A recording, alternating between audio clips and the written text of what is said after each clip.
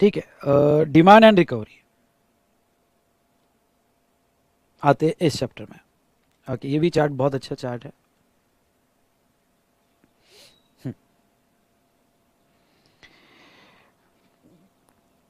इस चैप्टर में मैं आपको क्या पढ़ाने वाला हूँ, इस चैप्टर में सेक्शन 73, सेक्शन 74 जो यहाँ पे शो कॉज नोटिस से रिलेटेड है, एक सेक्शन 76 जहाँ एक्सेस कलेक्शन ऑफ टैक्स होता है, और फिर 75 से लेके आगे के सेक्शन हम डिस्कस करेंगे। डन। तो अब देखो बेटा, यहाँ पे अगर मैं बात करूँ सेक्शन 73 और 74 की, तो एक तरह से डिमांड नोटिस बिफोर डिमांड है, और फिर डिमांड ऑर्डर कैसे इशू होगी, और बाद में हम रिकवरी की बात करेंगे। ठीक है, 74 और 73 की एक्शन कब ली जाती है, सबसे पहले उसको समझने की कोशिश करते हैं। देखो, एक सेक्शन 61 से आती है, एक ऑडिट से आता है, और एक डायरेक्ट भी हो सकती है। मतलब सेक्शन 61 में स्क्रूटिनी हुई, और स्क्रूटिनी के बाद यहाँ पे 73 या 74 का प्रोसीडिंग इनिशिएट कर दिया, या फिर ऑडिट में डिपार्टमेंटल ऑडिट हुआ, या फिर यहाँ पे स्पेशल ऑडिट हुआ, डिस्क्रिपेंसीज पता चली, और इन दोनों में से फिर आगे प्रोसीडिंग 73 74 में चालू किया, या फिर डायरेक्ट ओके जब भी शॉर्ट पेमेंट नॉट पेमेंट पता चला तो वो 74 में एक्शन लिया। तो अब हम आ जाते हैं 73 74 में। जब मैं नेक्स्ट चैप्टर पढ़ाऊंगा ऑफेंस एंड पनिशमेंट, तो मैं सेक्शन 122 की भी एक्शन आपको आगे और थोड़ा क्लियरली समझाऊंगा, पर अभी 73 74 की ये एक्शन समझ लो। ठीक है, तो 73 74 का एक्शन कब लिया जा सकता है? चार ऐसी केसेस है जहाँ 73 74 का एक्शन होता है। पहला वो कहते हैं नॉन पेमेंट ऑफ टैक्स, दूसरा short payment of tax, erroneous refund, और रॉन्ग अवेलमेंट ऑफ आईटीसी। यानी जीएसटी में किसी भी टैक्सेबल पर्सन से रिलेटेड ओके, ये अगर चार बातें पता चलती है, ओके स्पेशली इसमें रजिस्टर्ड पर्सन ही होता है, ओके लेकिन यहाँ पे उन्होंने रजिस्टर्ड पर्सन ऐसा वर्ड यूज नहीं किया है, तो किसी भी टैक्सेबल पर्सन से related non payment of tax पता चलता है ड्यूरिंग स्क्रूटिनी, ड्यूरिंग ऑडिट, या डायरेक्टली भी पता चल जाता है, short payment of tax, erroneous refund, और रॉन्ग अवेलमेंट और यूटिलाइजेशन ऑफ आईटीसी, तो फिर 73 74 की प्रोसीडिंग उस बंदे के अगेंस्ट में यहाँ पे ली जाएगी। थोड़ा एक एक वर्ड को समझ लेते हैं। कौन सा? पहला देख लेते हैं non payment of tax. Non payment of tax की दो सिचुएशन हो सकती है। एक, जब आपने किसी को सप्लाई किया तो आपने यहाँ पे एग्जाम में सप्लाई कर दिया, कस्टमर को भी एग्जाम या नील रेट में आपने सप्लाई कर दिया, बाद में पता चला कि वो एग्जाम था ही नहीं, तो यहां आपने गवर्नमेंट को नहीं दिया। तो याद देखो सिचुएशन को समझना, आपने गवर्नमेंट को भी नहीं दिया और आपने कस्टमर से भी नहीं लिया सिचुएशन, क्योंकि इनवॉइस में तो आपने एग्जाम और नील रेट दिया है। तो पहली सिचुएशन, ना आपने कस्टमर से लिया ना आपने गवर्नमेंट को दिया, पर बाद में पता चला कि ये तो गड़बड़ हो गई यार, ओके मैंने इसको एग्जाम मान लिया था, इसको नील रेट मान लिया था, ओके लेकिन यहां तो गड़बड़ होगी। तो वो सिचुएशन में ये जो है नॉन पेमेंट ऑफ टैक्स हुआ। ठीक है, कि आपने कोई टैक्स नहीं दिया। दूसरा है, यहां दूसरी केस क्या आ सकती है नॉन पेमेंट की, आपने कस्टमर से तो ले ली है, कस्टमर से लिए पर गवर्नमेंट को नहीं दिया, वो भी एक नॉन पेमेंट ऑफ टैक्स का केस है। कस्टमर से लिया पर गवर्नमेंट को नहीं दिए। Second, short payment of tax. अब शॉर्ट पेमेंट ऑफ टैक्स यानी क्या, आपने इसकी एक केस ये हो सकती है कि कस्टमर को आपने जो है कम रेट लगा दिया, आपका सप्लाई 18% का था, आपने 12% लगा दिया, शॉर्ट कर दिया, तो कस्टमर से भी कम लिए और गवर्नमेंट को भी कम दिए। वैल्यू कम बता दी, कस्टमर से भी कम लिया और गवर्नमेंट को भी कम दिया। ये एक केस है शॉर्ट पेमेंट का। या फिर शॉर्ट पेमेंट का दूसरा केस है आपने अपने सप्लाई में पूरा टैक्स लिया पर गवर्नमेंट को पैसा नहीं था, ओके पैसा नहीं था तो गवर्नमेंट को शॉर्ट पे किया उस मंथ में, तो वो भी शॉर्ट पेमेंट का टैक्स है। Okay next, third, erroneous refund. ये रिफंड चैप्टर में मैं आपको पढ़ाऊंगा। तो जहां भी केसेस है रिफंड की, जो रिफंड चैप्टर में हम देखेंगे, उसके लिए आपको डॉक्यूमेंट्री एविडेंसेस देने पड़ते हैं और कुछ कंडीशंस फुलफिल करनी पड़ती हैं। जैसे जीरो रेटेड सप्लाई है, जैसे इन्वर्टेड टैक्स स्ट्रक्चर है, एक्सपोर्ट के आईजीएसटी के रिफंड है, कैश लेजर के रिफंड है, और बहुत सारे रिफंड के टूरिस्ट को रिफंड है। तो आपने गलत डॉक्यूमेंट देखे, ओके बहुत सी जगह डॉक्ट्रिन ऑफ अनजस्ट एंडिशमेंट भी लगता है। डॉक्ट्रिन ऑफ अनजस्ट एंडिशमेंट मतलब आपने पास ऑन कर दिया हो तो आपको रिफंड नहीं मिलता है, लेकिन बहुत सी बार गलत डॉक्यूमेंट प्रोड्यूस करके आपने रिफंड ले लिया और बाद में पता चलता है कि ये तो गलत डॉक्यूमेंट से रिफंड लिए गए, तो रिफंड जो दिया गया वो इरोनियस हो गया यार, तो वापस लेना पड़ेगा उस बंदे से। तो नोटिस आएगी 73 74 की। और आईटीसी के केसेस दोनों भी, अवेलमेंट और यूटिलाइजेशन, आपने गलत ढंग से अवेल किया, सेक्शन 16 में गुड्स ना आते हुए भी आपने आईटीसी ले लिया, इनवॉइस ना आते हुए भी आईटीसी ले लिया, सप्लायर ने पेमेंट नहीं किया तो भी आईटीसी ले लिया, नॉन रिपोर्टेड इनवॉइस का आपने पूरा आईटीसी ले लिया, रॉन्गली अवेलमेंट हुआ, यानी कोई ना कोई कंडीशंस आपने फुलफिल नहीं की, ब्लॉक क्रेडिट के आईटीसी ले लिए, एग्जाम के आईटीसी ले लिए, ओके तो यहाँ पे यह गलत यूटिलाइज्ड किए गए आईटीसी, तो वो सिचुएशन में 73 74 की केसेस आ सकती है। तो ख्याल रहे, ये लर्न करके जाना, non payment of tax, short payment of tax, erroneous refund, wrongly availment और यूटिलाइजेशन ऑफ आईटीसी। इसमें आपके अगेंस्ट में दो प्रोसीडिंग होगी, एक सेक्शन 73 की प्रोसीडिंग और एक सेक्शन 74 की प्रोसीडिंग।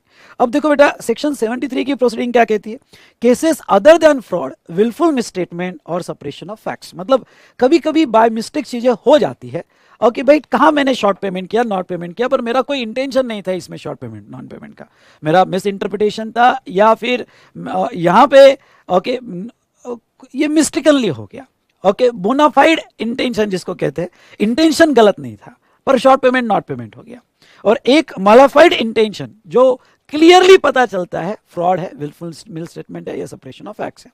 अब देखो यहाँ पे मैं आगे बढ़ने के पहले फटाफट आपको एक मेरे हॉस्टल की केस बताना चाहूँगा, तो आपको मज़ा आएगा और फिर डिस्कशन को आगे बढ़ाते हैं। ओके 2003 की बात है, हम हॉस्टल में रहते हैं और रियल केस थी, 2003 की बात है।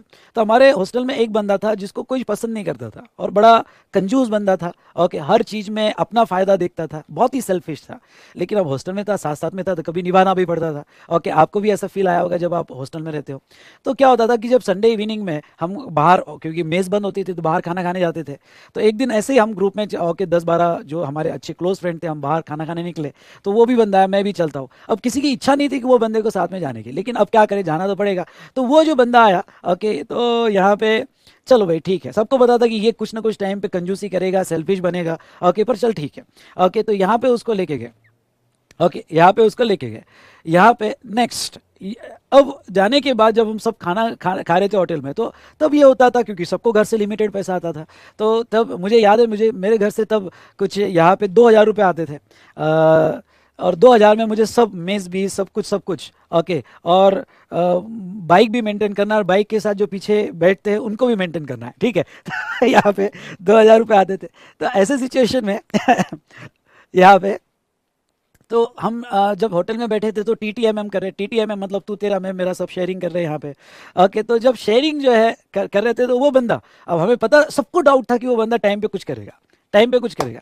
अब वो बंदा क्या, जब उसका शेयरिंग की बात है तो उसने कहा अरे यार आज मैं वॉलेट ही भूल गया, बस ऐसा ऐसा कर रहा है, मैं वॉलेट ही भूल गया, ओके तो हमको सब एक में की तरफ देखने लगे कि यार ये पता ही था ये टाइम पे ऐसा कुछ करेगा, ओके तो ये इसने वॉलेट ही नहीं लाया, तो चलो ठीक है, अब हमने उसका कॉन्ट्रीब्यूशन दे दिया। फिर वो बाहर निकले तो हमको डाउट ही था कि ये जो है ये पैसा नहीं दे रहा है, पर क्लियर ये फ्रॉड कर रहा है, इसको पता है कि इसके पास पैसा है लेकिन फ्रॉड कर रहा है, कंप्लीट मैलाफाइड इंटेंशन है। फ्रॉड का मतलब ही होता है कि आपको पता था, उसके बाद में भी आपने टैक्स इवेजन किया, उसने पेमेंट नहीं किया।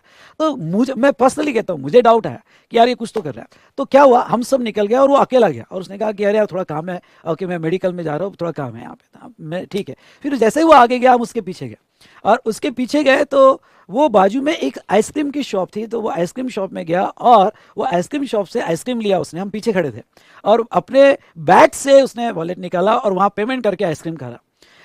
और बॉस सच में बताओ, यहाँ पे जैसे ही हम वो पीछे टर्न हुआ ना, दिया एक खींच के, ये क्लियर, जब उसको पता था कि उसके पास पैसा है, पेमेंट नहीं किया, मतलब फ्रॉड है, विलफुल, जिसमें क्लियर विलफुल मिस स्टेटमेंट है या सेपरेशन है, उसको हम फ्रॉड कहेंगे, ओके। पर कभी कभी क्या होगा, अब सवाल यह है कि सर लव मैरिज की है क्या आपने? मैरिज तो मेरी अरेंज मैरिज हुई बेटा, लेकिन यहाँ पे चेंज कर करके जाने दो।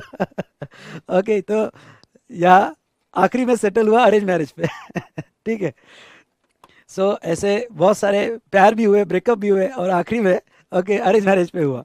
तो चलिए आ जाइए, तो अब नालायक पढ़ना, ओके क्या इंटरेस्ट आ रहा है मेरी लव स्टोरी में। चलिए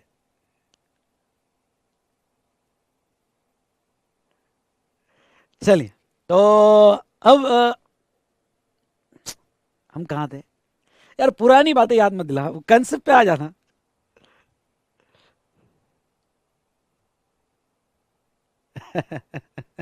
अब आपके बारे में जानने में अच्छा लगता है। 17 साल हो गए भाई। ओके, शादी होने को 13 साल हो गए। अब क्या जान, 14 साल हो गए शादी होने को। अब तो मत, अभी तो मेरे को शांति की जिंदगी जीने दे। ओके, क्यों पुराने मुर्दे निकाल रहा है।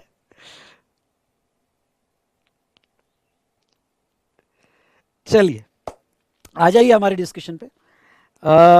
लेकिन यस, मैं अब बात निकली इसलिए कह देता हूँ, हर लाइफ के मोमेंट पे जो चीज़ ज़रूरी है, हाँ, वो एक एज होती है जहाँ यस, हमारी एनर्जी, हमारी कॉन्फिडेंस, हमारा जज्बा, और वो टाइम पे आपने वो रियली एंजॉय करना चाहिए, वो रियली एंजॉय करना चाहिए बहुत अच्छे तरीके से, बहुत सीरियसली चीज़ों को लेके। कहीं ऐसा ना हो जाए कि 10-15 साल बाद आपको ऐसा लगे कि यार वो एक टाइम था जो चले गया।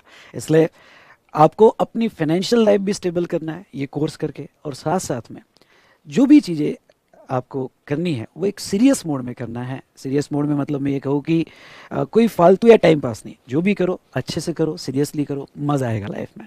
ठीक है।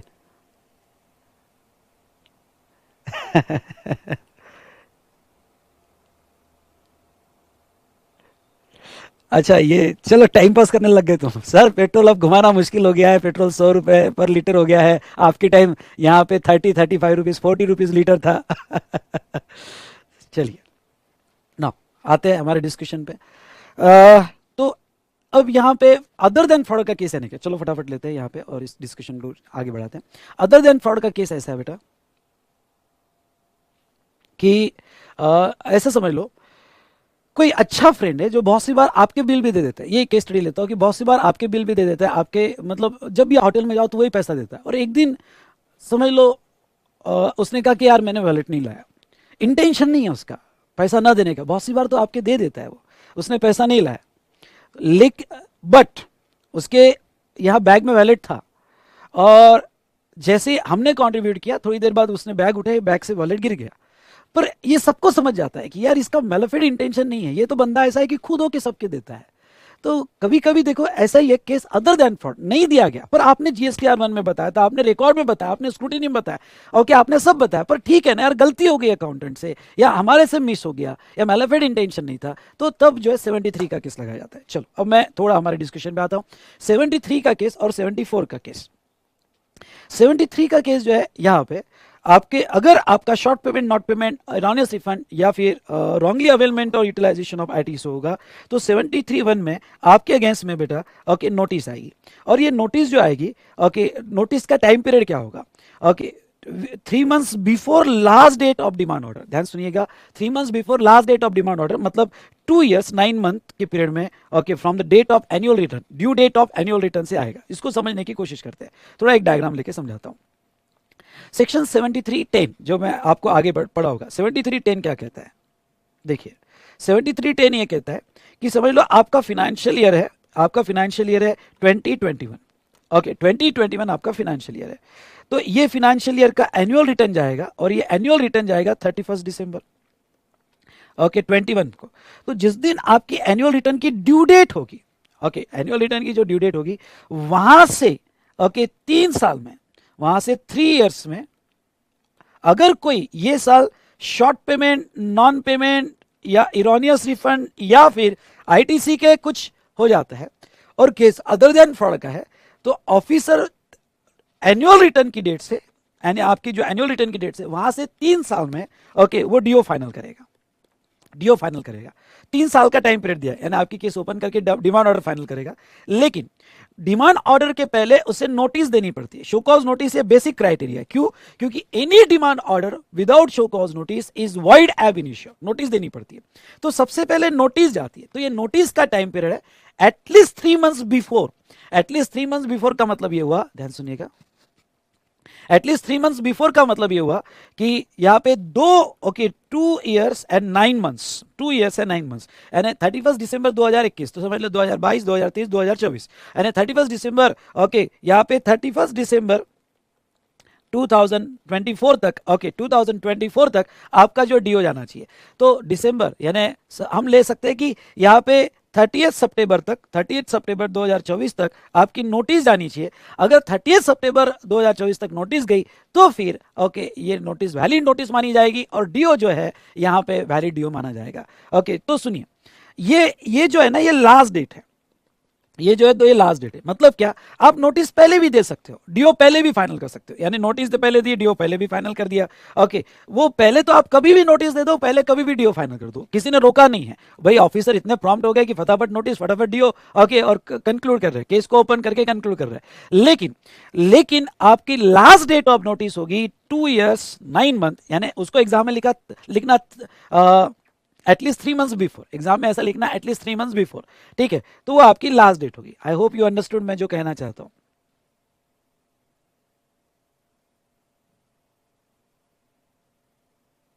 और यहां पे अब सर क्या ऐसा हो सकता है कि मैंने नोटिस सितंबर के बाद दी, मैंने नोटिस यहां दे दी सितंबर के बाद दी, और डीओ में 31 दिसंबर के पहले कर रहा हूं, नहीं चलेगा। अगर आपने 30 सितंबर 2024 के बाद नोटिस दे दी तो अब वो नोटिस ही इनवैलिड होगी। अगर नोटिस ही इनवैलिड हो गई तो उसका, सॉरी बेटा, 1 मिनट में चालू हो जाएगा वापस।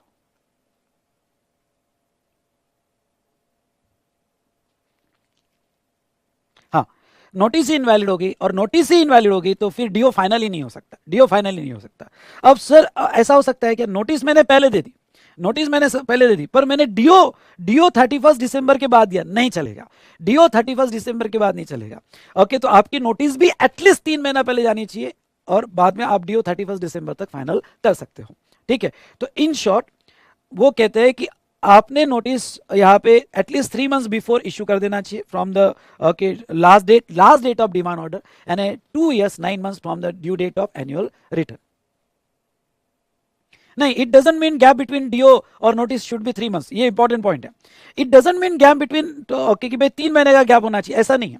ओके, मतलब क्या कि अगर तूने नोटिस पहले दी तो तू 10 दिन में डीओ फाइनल कर सकता है। ओके ओके, 10 दिन में फाइनल करना चाहिए। ये गलती से भी मत लेना कि नोटिस और डीओ में 3 महीने का गैप होना चाहिए, नहीं। वो कहते हैं ये नोटिस का लास्ट टाइम पीरियड है। अगर इसके पहले कभी भी नोटिस देते हो तो आप 2 दिन में डीओ फाइनल कर सकते हो, डीओ का कोई टाइम नहीं है। लेकिन ओके, एटलीस्ट आपने 2 महीने 9 महीने 2 साल 9 महीने में नोटिस दे देना चाहिए। आई होप यू अंडरस्टूड, ठीक है। ओके, अगर ये केस फ्रॉड का है तो यहाँ पे टाइम पीरियड है, ओके, एटलीस्ट 3 months बिफोर। जब नोटिस जाएगी तो नोटिस में टैक्स अमाउंट आप बताओ, आप प्रॉपरली बताओ, इंटरेस्ट भी बताओ, अगर कोई पेनल्टी होगी तो पेनल्टी डिक्लेयर करो, स्पेस नोटिस में स्पेसिफाई होनी चाहिए। चलो, अगर आपका case by reason of fraud होगा, यानी आपने फ्रॉड किया होगा, विलफुल मिसस्टेटमेंट और सेपरेशन ऑफ फैक्ट्स का केस होगा, तो वो सिचुएशन में आपकी नोटिस, ध्यान सुनिएगा, आपकी नोटिस को कहते हैं at least 6 months before the last date of due, 6 months before the last date of due. Okay, यानी 4 years एंड 6 months। अब मैं आपको बताता हूं, केस अगर फ्रॉड का है तो आपको 5 साल मिल जाते हैं, यानी डिपार्टमेंट अगर ये प्रूव कर दे कि ये केस फ्रॉड का है तो वो उसके पास 5 साल मिलते हैं फ्रॉम एनुअल रिटर्न की, तब तक वो केस ओपन भी कर सकता है और सेटल भी कर सकता है। फ्रॉड का नहीं होगा तो 3 साल मिलेंगे, और फ्रॉड का केस होगा तो 5 साल मिलेंगे। यानी अगर कोई ऐसी पार्टी है, अभी मैं आपको बताता हूँ, 2017-18 एग्जाम्पल, 2017-18 का केस है, और कोई वहां पे शॉर्ट पेमेंट नॉट पेमेंट हुआ होगा 17-18 में, अज्यूम करते हैं उसकी एनुअल रिटर्न की ड्यू डेट 31 दिसंबर 2018, 31 दिसंबर 2018 अज्यूम करते हैं, वो तो एक्सटेंड होते होते बहुत आगे बढ़ गई थी, लेकिन अज्यूम करते हैं तो 31 दिसंबर 2018, ओके, 18 से 19 एक साल हो गया, 19 से 20 एक साल हो गया, 20 से 21 एक साल हो गया, यानी 31 दिसंबर 2021 तक 3 साल खत्म हो जाएंगे। अब इसके बाद अगर पता चलता है अरे यार इस बंदे ने 17-18 में कुछ शॉर्ट पेमेंट नॉट पेमेंट किया 3 साल होने के बाद, तो अब ऑफिसर उसकी केस तभी ओपन कर सकता है अगर ऑफिसर ये प्रूव कर दे कि वो बंदे ने फ्रॉड किया हो, या विलफुल मिसस्टेटमेंट किया हो, या सेपरेशन ऑफ फैक्ट्स किया हो, तो वो 17-18 की केस ओपन कर सकता है। ओके, 3 साल हो गए, तो अब फ्रॉड का केस प्रूव करने की जिम्मेदारी ऑफिसर पे है। अगर ऑफिसर नहीं प्रूव कर पा रहा है तो अब भगवान भी ओपन नहीं कर सकते वो केस को, जो हुआ हो गया, जो शॉर्ट पेमेंट, अब उसका पैसा रिकवर नहीं होगा। मेरी बात को समझे क्या आप, मेरी बात को समझे क्या? पर इसमें कुछ एजम्पशन लिया है मैंने कि 31 दिसंबर 2018 उसकी एनुअल रिटर्न की डेट थी। अगर वो एक्सटेंड हो गई होगी तो फिर 3 साल भी एक्सटेंड हो जाएंगे, 5 साल भी एक्सटेंड हो जाएंगे। ठीक है, चलिए, तो ये जो है डिमांड ऑर्डर 5 साल में जानी चाहिए, पर उसकी नोटिस 6 months बिफोर जाना चाहिए। ओके, 6 months बिफोर, मतलब ओके, यहां पे अगर 31 दिसंबर, एक एग्जाम्पल लो, यही एग्जाम्पल ले लेते हैं। यहाँ पे अगर यहाँ से 5 साल लेते हो तो 2021 तो 2026 हो जाएगा। तो 31 दिसंबर 2026 तक डीओ फाइनल होगा, फ्रॉड का केस होगा। उसके 6 महीने पहले, मतलब आप ले लो, हाँ 30 जून 2026 तक नोटिस चले जानी चाहिए, शो कॉज नोटिस चले जानी चाहिए। ठीक है, 6 महीने पहले नोटिस जानी चाहिए, नो डाउट। वो जो है ऑफिसर को टैक्स रिकवर करना है तो टैक्स, इंटरेस्ट और पेनल्टी इसके तहत फ्रॉड की होगी तो 100% पेनल्टी यहाँ पे उन्होंने ऑप्शन रखा गया है। चलिए इस चार्ट को थोड़ा और आगे बढ़ाता हूँ। ये तो दिया कि भाई नोटिस अदर देन फ्रॉड होगा तो कब, और नोटिस अगर फ्रॉड का केस होगा तो कब। अब मैं सेक्शन 73 में आता हूं। यहां पे वॉलेंट्री पेमेंट, आप चाहो तो ये नोटिस को रोक सकते हो। 73 खुद कहता है कि केस अदर देन फ्रॉड की है, आप चाहो तो एक नोटिस को रोक सकते हो। नोटिस को रोक देना अच्छी बात होती है बेटा, क्योंकि एक बार अगर नोटिस लग गई मतलब डिपार्टमेंट का ध्यान आपकी तरफ आ गया, और डिपार्टमेंट का ध्यान अगर आपकी तरफ आ गया तो फिर बार बार जब भी कुछ आगे कुछ होगा तो पहले अरे इसके ऊपर पहले नोटिस लगी, जा दिख दिख दिख ये वापस कर रहा है क्या ऐसा। ओके, इसलिए नोटिस को रोकना बहुत ज्यादा है, अच्छा है, यानी डिपार्टमेंट के रिकॉर्ड में आपका नाम क्लीन रहेगा। ठीक है, एक बार आ गया तो फिर आपके ऊपर ध्यान बार बार जाएगा, तो वो आप वॉलेंट्री पेमेंट करके नोटिस को रोक सकते हैं। तो जो भी टैक्स और इंटरेस्ट यानी जो भी शॉर्ट पेमेंट नॉट पेमेंट हुआ और अभी तक नोटिस नहीं आई है, फटाफट वॉलेंट्री पेमेंट कर दो, उसका टैक्स और इंटरेस्ट आपको पेनल्टी नहीं लगती है। अगर केस अदर देन फ्रॉड की है तो पेनल्टी नहीं लगती है, और वो पे कर दो, बात को खत्म कर दो। अगर आपने फुल पेमेंट कर दिया, ध्यान सुनना ये लाइन, आपने अगर फुल पेमेंट कर दिया पहले नोटिस आने के पहले सॉरी, और ऑफिसर को इन्फॉर्म कर दिया कि भाई मैंने पेमेंट कर दिया है, तो ऑफिसर आपके अगेंस्ट में कोई नोटिस इशू नहीं करेगा, कोई नोटिस इशू नहीं करेगा। इन्फॉर्म कर दो, और लॉ खुद ही कहता है कि आपने फुल कर दिया और इन्फॉर्म कर दिया तो ऑफिसर कहेगा नहीं नहीं मैं तो नोटिस लगा के ही रहूंगा, नहीं, ओके, वो नोटिस इशू नहीं कर सकता। शैल वर्ड है, shall not issued the notice. ठीक है, लेकिन आपने खुद असेस किया और जो वॉलंटरी पे किया वही शॉर्ट कर दिया भाई, जो वॉलंटरी पेमेंट कर दिया वही शॉर्ट कर दिया, तो फिर नोटिस आएगी आपको। ओके, तो ये था यहाँ पे अदर देन फ्रॉड। सर अगर मैंने फ्रॉड किया है, मैंने किया है सर फ्रॉड, लेकिन मैं वॉलंटरी पे करना चाहता हूँ, ओके, नोटिस आने के पहले मैं क्लियर रखना चाहता हूँ, कोई ओके काला धब्बा अपने शर्ट पे नहीं रखना चाहूंगा, तो ऐसे सिचुएशन में गवर्नमेंट ने ऑप्शन दिया, क्योंकि गवर्नमेंट का ऑब्जेक्ट क्या है, पैसा कलेक्ट करना चाहिए, पैसा पैसा पैसा, ये पैसा बोलता है। ओके, मैं तुझे पनिश करके तेरे को जेल में डाल के करूंगा क्या, ओके, क्या भजे तलूंगा वहां पे आके तेरे को जेल में डाल के, चल यार तुझे रियलाइज हो गया ना तूने फ्रॉड किया, चल आजा वॉलंटरी पेमेंट के लिए आजा, नोटिस को रोक दे, नोटिस को रोक दे। तो फ्रॉड भी किया होगा तो भी तू वॉलंटरी पेमेंट कर सकता है। ओके, और before serving show cause notice, और ये पे कितना करेगा, तो टैक्स, इंटरेस्ट, और बेटा फ्रॉड किया होगा तो हम तुझे 100% पेनल्टी नहीं मांगेंगे, वैसे तो 100% पेनल्टी आ जाएगी नोटिस आएगी तो, लेकिन ओके अगर तू नोटिस को रोक देता है और हमारी नोटिस के पहले पेमेंट करने के लिए रेडी है और फ्रॉडुलेंट का केस है, मलाफेड इंटेंशन भी होगा, तो भी आजा और यहाँ पे जस्ट 15% का पेनल्टी देके केस को सेटल कर दे। 15% का पेनल्टी, ये इंपॉर्टेंट है, हाईलाइट करना। ओके, 15% का पेनल्टी देके केस को सेटल कर दे। सब ठीक चल रहा है ना बेटा, यस और नो? चलो, तो 15% का पेनल्टी जो है, तो आप ये टैक्स, इंटरेस्ट और दे दे, और ये अगर तूने फुल पे कर दिया, ये बेटा फुल पे कर दिया, inform to the proper officer, show cause notice shall not be issued. और यहां एक वर्ड लिखना, एक वर्ड लिखना, all proceeding, all proceeding deem to be concluded, deem to be concluded, all proceeding deem to be concluded, मतलब तुम्हारे against पे अब कोई प्रोसीडिंग नहीं होगी कि भाई तुमने फ्रॉड किया ना, चल फिर अब तो ओके तुझे 122 की पेनल्टी लगाऊंगा, अरेस्ट करूंगा, ये करूंगा, नहीं नहीं नहीं नहीं, तो आके तूने 15% खुद होके पेनल्टी दे दी ना, तो तेरे अगेंस्ट में सभी प्रोसीडिंग कंक्लूड कर दी जाएगी, पर इसका कुछ एक्सेप्शन है जो मैं नीचे पढ़ा होगा। ओके, आई होप आपको समझ गया होगा।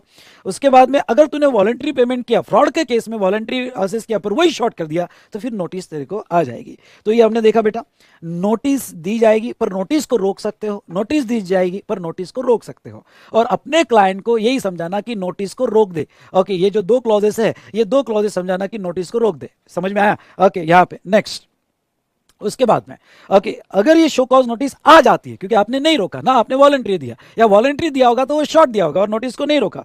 If show cause notice issued for earlier period and same default for other period, issue the statement. ये कंसेप्ट को समझ लो, नोटिस तो आ जाएगी पर एक कंसेप्ट है स्टेटमेंट।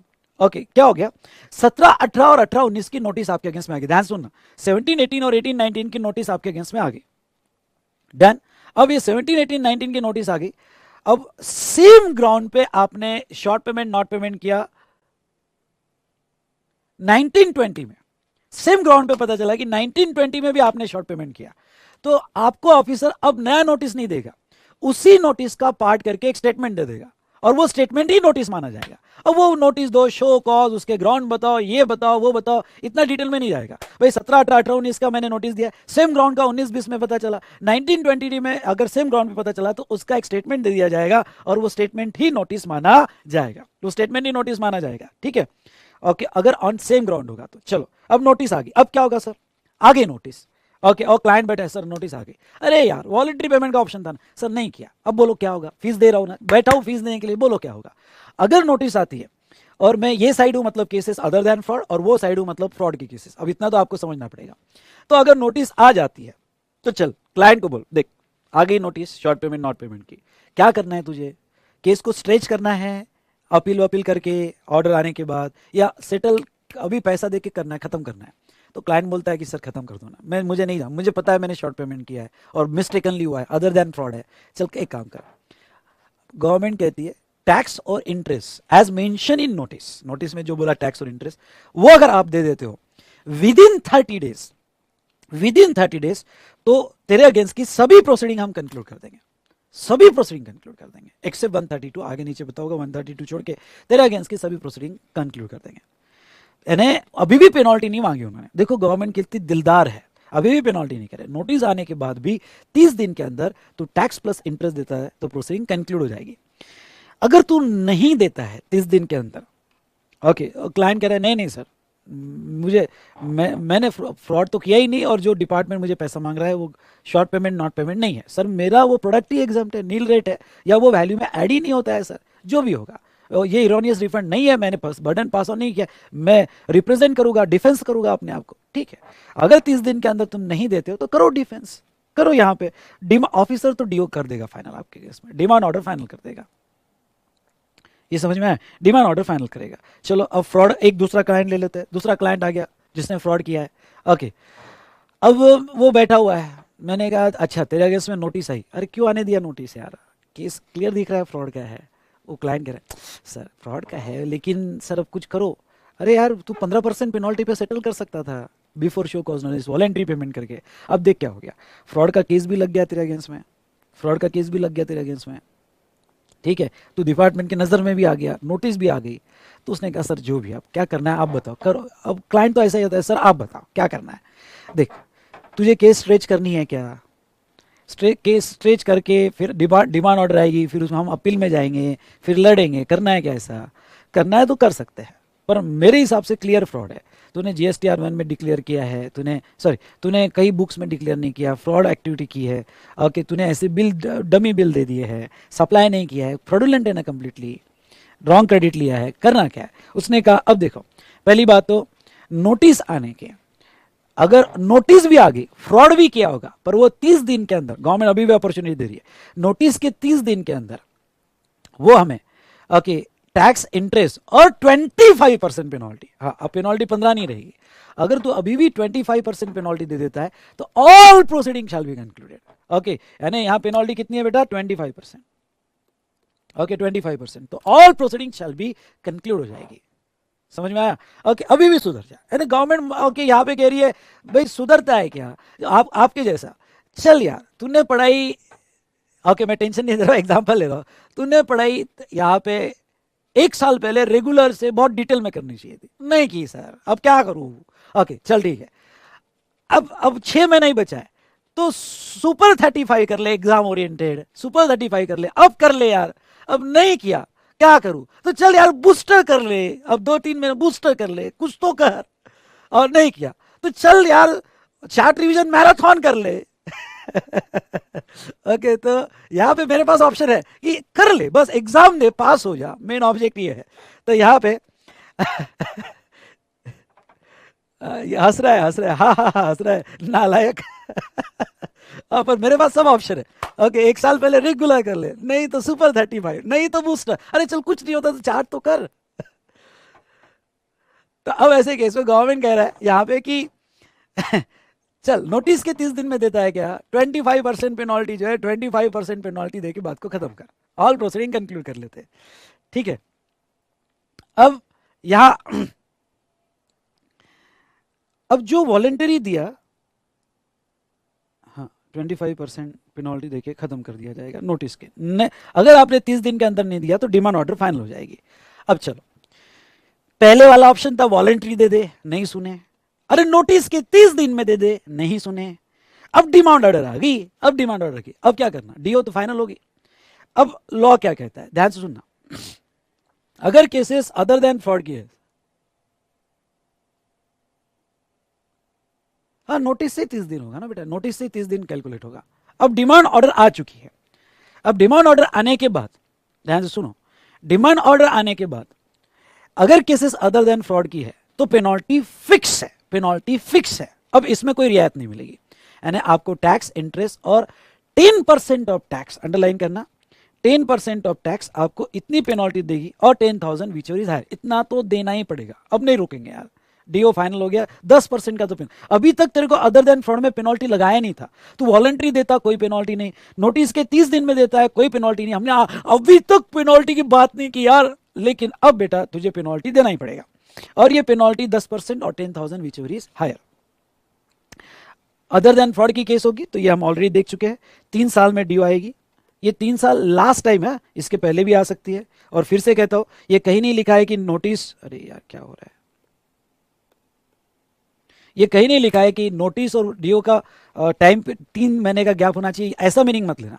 हाँ नोटिस की लास्ट डेट एटलीस्ट 3 महीने या 6 महीने पहले होनी चाहिए, तो 3 साल में डीओ फाइनल हो जाएगा, इतना आपको देना ही पड़ेगा। अब देखो नीचे मैंने क्या लिखा है, penalty is payable irrespective of the fact whether amount of tax and interest is paid within 30 days और not from the date of communication. ये पेनल्टी फिक्स है, अरे अब मैं दे देता हूं ना 30 दिन में, ऐसा नहीं होगा, आपको ये पेनल्टी देनी ही पड़ेगी।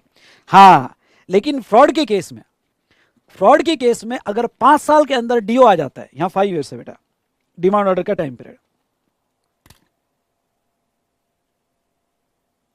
हाँ 10% बोथ सीजीएसटी और एसजीएसटी, करेक्ट, 10% दोनों का, सीजीएसटी और एसजीएसटी, ठीक है। तो अब यहां पे ऑर्डर आ गई तो आपको देना पड़ेगा, और अब इस ऑर्डर में लिखा गया है कि आपको टैक्स, इंटरेस्ट और 100% पेनल्टी देनी है। इस ऑर्डर में लिखा गया है कि आपको टैक्स, इंटरेस्ट प्लस 100% पेनल्टी देनी है। अब उसमें 2 पार्ट, अभी भी गवर्नमेंट कहती है चल ऑर्डर आ गया ना, ऑर्डर आ गया कोई बात प्रॉब्लम नहीं भाई, एग्जाम का फॉर्म की डेट आ गई, फॉर्म भर दिया ना, अभी भी पढ़ाई नहीं हुई ना, चल कोई बात नहीं, ठीक है, फॉर्म भर दिया, अब तूने, डेट आ गई, रिजल्ट डिक्लेयर, पुराना लास्ट अटेम्प्ट का रिजल्ट डिक्लेयर हो गया, अभी भी सुधर जा। अगर ऑर्डर आने के बाद, ऑर्डर के 30 दिन में, जिस दिन ऑर्डर सर्व की वहां से 30 दिन में अगर तू टैक्स और इंटरेस्ट देने के लिए रेडी है तो 50% पेनल्टी देके केस को कंक्लूड कर दे, यहां पे भी केस कंक्लूड हो जाएगी। पर यहां पेनल्टी कितनी बेटा, 50%, हम 100% नहीं लगाएंगे, यहां 50% पेनल्टी देके केस को कंक्लूड कर दे। यानी फ्रॉड के केस में 3 ऑप्शन है आपको, वॉलंटरी 15%, ये जो है यहाँ पे 25% और यहाँ 50% ऑफ टैक्स आपको देना है, 50% ऑफ टैक्स। अगर वो 30 दिन में नहीं देते हो तो फिर पेनल्टी फिक्स हो गई, और पेनल्टी फिर 100% फिक्स हो गई, और ये 100% पेनल्टी तो आपको देना ही पड़ेगा। सर जैसे फ्रॉड के केस में हमें ऑर्डर के बाद 30 दिन का ऑप्शन दिया है, वैसे अदर देन फ्रॉड के केस में अगर ऑर्डर आ जाती है और मैं 30 दिन में देता हूं तो चलेगा क्या, नहीं चलेगा, यहां पेनल्टी फिक्स है। यहां तक समझा क्या बेटा, आपको ये चार्ट समझा क्या यहां तक, मुझे बताइए। बहुत इजी वे में मैंने आपको ये चार्ट करके दिया है, ठीक है, बहुत इजी वे में करके दिया हुआ है ये चार्ट। इसका मतलब फ्रॉड करना बेनिफिशियल है, नालायक, या फ्रॉड में 50% पेनल्टी जा रही है ना, यहां तो 10 ही % जा रही है ना, कुछ भी कुछ भी। चलो अब आगे बढ़ते हैं। अब यहां पे इंपॉर्टेंट नोट, क्या हो रहा है, इंपॉर्टेंट, अरे यार स्क्रीन क्यों जा रही है, स्क्रीन मत जा, स्क्रीन मत जा, हाँ। अब ये क्या कहते हैं देखो, all proceeding in respect of said notice shall not include proceeding under section 132। ऊपर जहां लिखा है कि all proceeding shall be concluded, तो ऑल प्रोसीडिंग में सेक्शन 132 की प्रोसीडिंग नहीं आएगी। इसका मतलब क्या, मतलब जहां जहां भी हमने कहा कि all proceeding shall be concluded, okay, जहां भी मैंने कहा कि भाई इतनी पेनल्टी दे दो, प्रोसीडिंग कंक्लूडेड, आप इतना 15%, 25, 50% दे दो, प्रोसीडिंग कंक्लूडेड। लेकिन वो जो प्रोसीडिंग कंक्लूडेड वर्ड था वो जो है उसमें 132 कवर नहीं किया जाएगा। 132 लिखना है तो लिख दो प्रोसिक्यूशन, यानी आपके अगेंस्ट में प्रोसिक्यूशन हो सकता है, बाकी प्रोसीडिंग कंक्लूड हो जाएगी पर प्रोसिक्यूशन की प्रोसीडिंग कंक्लूड नहीं होगी। उसके बाद में proceeding against the main person have been concluded under section 73-74, the proceeding against all the persons shall liable to concluded under section 122, 125, 129, 130 are deemed to be concluded। ये चारों सेक्शन में आगे पढ़ा होगा। ये जो है अब यहाँ पे देखो क्या कहते हैं कि अगर मेन पर्सन के साथ उसका बायर भी इन्वॉल्व था, उसका ट्रांसपोर्टर भी इन्वॉल्व था, उसका वेयरहाउस कीपर भी इन्वॉल्व था, उसका मैनेजर भी इन्वॉल्व था, ये सब लोग टैक्स इवेजन में इन्वॉल्व थे। लेकिन अगर ये बहुत इंपॉर्टेंट बेनिफिट है, ये बहुत इंपॉर्टेंट बेनिफिट है, अगर आपकी प्रोसीडिंग, ध्यान से सुनिएगा, अगर आपकी प्रोसीडिंग मेन पर्सन की कंक्लूड कर दी गई क्योंकि उसने 15%, 25%, 50% दे दिया और मेन पर्सन के अगेंस्ट में प्रोसीडिंग कंक्लूड हो गई, तो उसके साथ जो लोग इन्वॉल्व थे, कौन से लोग इन्वॉल्व थे? ट्रांसपोर्टर इन्वॉल्व था।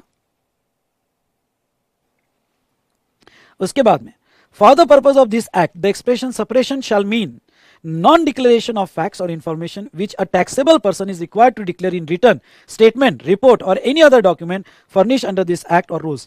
मतलब क्या? ओके, सेपरेशन ऑफ फैक्ट्स का स्कोप देखो, अगर कोई भी ऐसी इंफॉर्मेशन जो इस एक्ट में आपने रिटर्न में डिक्लेयर करनी चाहिए थी, रिकॉर्ड में डिक्लेयर करनी चाहिए थी, स्टेटमेंट में डिक्लेयर करनी, स्टेटमेंट मतलब GSTR1 वगैरह, और वो आपने डिक्लेयर नहीं की तो उसे सेपरेशन ऑफ फैक्ट्स मान लिया जाएगा। और failure to furnish any information आज बाय द ऑफिसर, ऑफिसर ने कोई इंफॉर्मेशन मांगी और आपने वो नहीं दी तो वो भी यहाँ पे सेपरेशन माना जाएगा। I hope you understood. चलो अभी नीचे वाले पार्ट पे आ जाओ फटाफट। ठीक है, अब नीचे वाला पार्ट क्या कहता है देखो, where amount of self assess tax is not paid within 30 days. हाँ, सेक्शन 73(11) बहुत अच्छा डिस्कशन है, मैं यहाँ पे लेना चाहूंगा और मैं सबका ध्यान चाहूंगा। अब देखो 73(11) क्या कहता है, ये इंपॉर्टेंट है। हुआ क्या बेटा, ऊपर की ये 73(11) पहले कहता क्या, देखो, where amount of self assess tax, under self assess tax को अंडरलाइन करके रखना, डिक्लेयर इन GSTR1, वहां लिखना declare in GSTR1 is not paid within 30 days from the due date of payment of tax, then mandatory penalty 10% of tax or 10,000 whichever is higher। मतलब आपके client को यह बात समझाना, 73(11) पहले क्या कहता है, फिर उससे रिलेटेड सर्कुलर भी पढ़ेंगे। अगर आपने कोई टैक्स खुद ही असेस किया होगा, कोई टैक्स खुद ही असेस किया है, GSTR1 में बताया, ओके, टैक्स असेस भी किया, सेल्फ असेस टैक्स है, और वो टैक्स जो आपने सेल्फ असेस किया है, ठीक है, वो टैक्स जो आपने सेल्फ असेस किया है, वो आपने आपकी जो ड्यू डेट ऑफ पेमेंट थी, फिर QRMP स्कीम की ड्यू डेट ऑफ पेमेंट ले लो, या फिर आपकी नॉर्मल केस में रिटर्न की डेट, वहां से 30 दिन में नहीं दिया, सुनो, वहां से 30 दिन में नहीं दिया तो आपको मैंडेटरी पेनल्टी लगेगी और वो है 10% ऑफ टैक्स और 10,000। हम नॉर्मल स्कीम को ध्यान में रखते हुए इसको पढ़ने की कोशिश करते हैं। नॉर्मल में हो, मंथली में हो, आप क्वार्टरली में नहीं हो। अप्रैल मंथ का टैक्स, अप्रैल मंथ का GSTR1 आपने 10 मई को दे दिया, तो सेल्फ असेस करके दे दिया आपने टैक्स। अब 10 मई को GSTR1 तो चले गया, 10 या 11 में जो भी है GSTR1 चले गया, ये तो लास्ट डेट है ना, मैं 10 को भी दे सकता हूँ, 5 को भी दे सकता हूँ, उसके ऊपर डिस्कशन नहीं चाहिए मुझे, ठीक है। अब मैंने GSTR1 देने के बाद 20 तारीख जो आई मेरी, वो मेरी रिटर्न की डेट आई, पर मैंने पेमेंट नहीं किया और 3B भी नहीं दिया, क्योंकि तुम्हारा 3B, अब ऐसा तो कभी नहीं हो सकता है कि 3B जो है अपलोड हो गया विदाउट पेमेंट, वो विदाउट पेमेंट रिटर्न ही अपलोड नहीं होगा। तो आपने 3B भी नहीं दिया और पेमेंट भी नहीं किया। 20 तारीख, 20 में से लेके आगे 30 दिन तक गवर्नमेंट आपका वेट करेगा। No doubt auto generated notice तो आएगी सेक्शन 46 की, ओके, आपको 15 दिन के अंदर रिटर्न बोलेंगे कि रिटर्न सबमिट करो, ऑटो जनरेटेड नोटिस भी आएगी। पर आपने 30 दिन, यानी 20 में से 30 दिन क्या, तो मई के 11 दिन और जून के 19, यानी 19 जून तक, इमेजिन कर पा रहे हो ना आप? यस बेटा, इमेजिन कर पा रहे हो ना एग्जाम्पल? 19 जून तक आपने अगर पे नहीं किया, आपने पे नहीं किया 19 जून तक, ठीक है, तो वो सिचुएशन में उसके बाद जब भी आप पे करोगे और रिटर्न दोगे, पेनल्टी मैंडेटरी है फॉर सेल्फ असेस टैक्स की। सर अगर मैं उसके बाद में वॉलंटरी दूंगा तो भी पेनल्टी है। अरे सर बट हाँ है, सर वॉलंटरी दे रहा हूं, हाँ है। सी दिस आयरनी, आयरनी क्या है कि अगर आपका कोई शॉर्ट पेमेंट नॉट पेमेंट होता है और आपने सेल्फ असेस नहीं किया, अदर देन फ्रॉड है। सेल्फ असेस नहीं किया मतलब आपने GSTR1 में भी नहीं बताया, GSTR1 में भी नहीं बताया, ओके, और आप उसको कभी भी नोटिस आने के पहले कभी भी वॉलंटरी पे कर देते हो, या नोटिस आने के 30 दिन में वॉलंटरी पे कर देते हो, 30 दिन में पे कर देते हो, तो आपको पेनल्टी नहीं है। मतलब ऐसा कोई शॉर्ट पेमेंट नॉट पेमेंट जो आपने खुद सेल्फ असेस नहीं किया, खुद सेल्फ असेस नहीं किया और नोटिस आने के पहले या नोटिस के 30 दिन में आप दे देते हो, तो गवर्नमेंट ने पेनल्टी नहीं लगाई। लेकिन गवर्नमेंट कहती है कि अगर आपने खुद ही सेल्फ असेस कर लिया, यानी आपकी हिम्मत तो देखो, सेल्फ असेस कर रहे हो और सेल्फ असेस किया हुआ टैक्स ही नहीं दे रहे हो, तो फिर हम पेनल्टी लगा के रहेंगे। आपको ये बात समझी क्या? मैंने जो कहा वो बात समझी क्या? यानी अगर आप सेल्फ असेस नहीं करते और बाद में कभी भी पे करो before notice with in 30 days of notice, तो पेनल्टी नहीं है, पेनल्टी नहीं है। पर गवर्नमेंट कहती है कि ये कितनी नालायकी, देखो खुद ही सेल्फ असेस कर रहा है और सेल्फ असेस करके नहीं दे रहा है, तो फिर तो पेनल्टी लगाऊंगा ना भाई मैं। हाँ, तो अब अगर कोई कहता है कि सर फिर तो कोई बताओ ही मत, अब बेटा बताओ ही मत तो फिर तो फ्रॉड का केस चले जाएगा ना। बता के नहीं देना तो 10% में काम हो जाएगा, नहीं तो बता के तुमने नहीं बताया तो फ्रॉड का केस चले जाएगा। फिर उसमें तुमको प्रूव करना पड़ता है कि उसमें तुम्हारा कोई मैलाफेड इंटेंशन नहीं है। वो है ना, दिमाग पच्ची तो हो ही गई ना, सरदर्द तो हो ही गया। ठीक है, यहां तक समझा? इसलिए इसको मैं दो पार्ट में डिवाइड करता हूं। पहला वाला पार्ट ध्यान से देखिएगा, इसको मैं दो पार्ट में डिवाइड करता हूं। पहला कि आपने सेल्फ असेस करके नहीं दिया, सेल्फ असेस किया बट नॉट पेड, और दूसरा आपने सेल्फ असेस किया ही नहीं। हाँ, अगर आपने सेल्फ असेस किया ही नहीं तो आपको 73(6) और 73(8) जो आपका वॉलंटरी पेमेंट या विद इन यहाँ पे with in 30 days of notice, तो वो बेनिफिट आप ले सकते हो और पेनल्टी बचा सकते हो, वो बेनिफिट ले सकते हो और पेनल्टी बचा सकते हो। लेकिन अब क्या हुआ कि यहाँ पे सेल्फ असेस टैक्स से रिलेटेड जो ये 73(11) था, उससे रिलेटेड एक सर्क्यूलर आया, उससे रिलेटेड एक सर्क्यूलर आया और सर्क्यूलर ने थोड़ा रिलैक्सेशन दिया 73(11) में। अब ये वाला इंपॉर्टेंट पार्ट है, ये थोड़ा समझना। एक सर्क्यूलर आया जिसका सर्क्यूलर नंबर था 76/15/2018। क्या हुआ कि लोग परेशान थे जो स्टार्टिंग में 2017 और 18 में, और लोग ये कह रहे थे कि यार आपके हम ऐसा नहीं कि हम पेमेंट नहीं करना चाहते, पर 30 दिन में इसलिए पेमेंट नहीं कर पाते कि हम लॉ को ही नहीं समझ पा रहे हैं। लॉ इतना चेंज हो रहा है, एक्सटेंशन आ रही है, डेट एक्सटेंशन आ रही है, इसलिए हम 30 दिन में रिटर्न भी नहीं सबमिट कर पा रहे हैं क्योंकि डेट एक्सटेंड होते जा रही है। कभी आप क्या करते हो, पेमेंट मांग लेते हो, 3B जो है बाद में दिया तो भी चलेगा, ओके। कभी कहते हो कि भाई 3B दे दो, पेमेंट आप जो है हाँ 3B के बिना तो पेमेंट नहीं है। तो लोग बड़े कंफ्यूज थे कि ये क्या आपने स्ट्रिक्ट पेनल्टी कैसे लगा दी 10%। इसलिए फिर गवर्नमेंट ने एक सर्कुलर से उसको थोड़ा रिलैक्स किया। ये सर्कुलर ओके, मेरे साथ समझने की कोशिश कीजिएगा। Tax is self assess in GSTR1 but not paid within 30 days of due date of payment, या लिख दो due date of payment,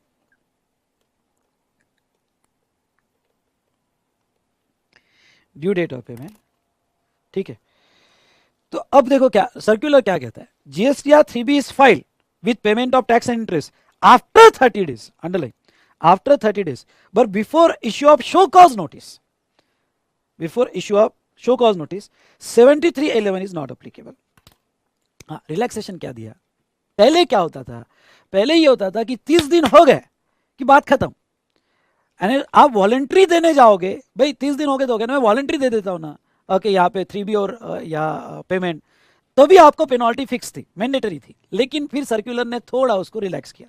circular ने ये कहा, ध्यान सुनना, सर्कुलर ने ये कहा यहाँ पे कि अगर 30 दिन हो जाते हैं और नोटिस आने के पहले, अगर नोटिस आने के पहले आप उसका 3B फाइल कर देते हो पेमेंट करके, तो फिर ये पेनल्टी नहीं लगेगी। ये बात को समझे क्या आप? ये बात को समझे क्या आप? प्लीज बताइए।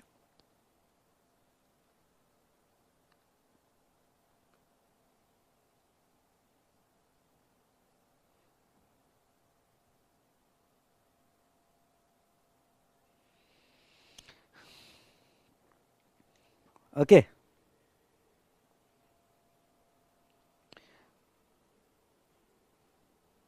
चलिए उसके बाद में नेक्स्ट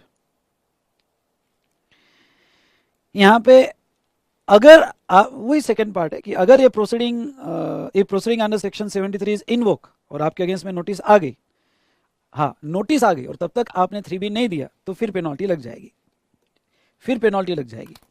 ओके, यहाँ पे अगर 73 की नोटिस आ गई तो सेल्फ असेस टैक्स के लिए पेनल्टी फिक्स है, फिर आप वो बेनिफिट नहीं दे सकते हो कि नोटिस के 30 दिन में वॉलंटरी पेमेंट नहीं। ओके, अगर नोटिस आ गई तो ये सेल्फ असेस टैक्स के लिए फिक्स पेनल्टी है।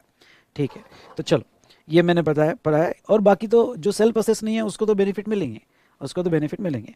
तो यहाँ पे ये हमारा चार्ट कंप्लीट होता है। नेक्स्ट डिस्कशन पे आते हैं। यहाँ पे एक section 76 excess collection of tax, इसको डिस्कस कर लेते फटाफट। ठीक है, देखो एक तो क्या हो सकता है कि आपने पेमेंट टैक्स नहीं दिया, ध्यान सुनना, आपने टैक्स नहीं दिया या शॉर्ट पेमेंट किया या इरोनियस रिफंड किया या रॉन्गली अवेलमेंट और यूटिलाइजेशन ऑफ आईटीसी, मतलब गवर्नमेंट को पैसा आपने जो है कलेक्ट भी शॉर्ट किया और गवर्नमेंट को भी आपने नहीं दिया। दूसरा क्या है, एक्सेस कलेक्शन ऑफ टैक्स, जो ये स्पेशल केस है, मतलब क्या आपने जो कस्टमर से नहीं लेना चाहिए था ज्यादा लिया। देखो पहले इसमें क्या था, आपने कस्टमर से भी नहीं लिया और गवर्नमेंट को भी नहीं दिया। ये केस में आपने कस्टमर से ज्यादा ले लिया, मतलब आपका एग्जाम सप्लाई था पर आपने कस्टमर से जीएसटी ले लिया जबकि सप्लाई एग्जाम था, और वो एक्सेस या आपका रेट 5% था, आपने 12% का जीएसटी लगा दिया। आपका गुड्स नील रेट था, तभी जीएसटी लगा दिया कस्टमर से। तो अगर आपने कोई भी पैसा एज अ टैक्स एक्सेस लिया हो तो सेक्शन 76 कहता है कि वो पैसा आपको इमीडिएटली गवर्नमेंट को देना पड़ेगा। आप पब्लिक का पैसा एज अ टैक्स एक्सेस नहीं रख सकते।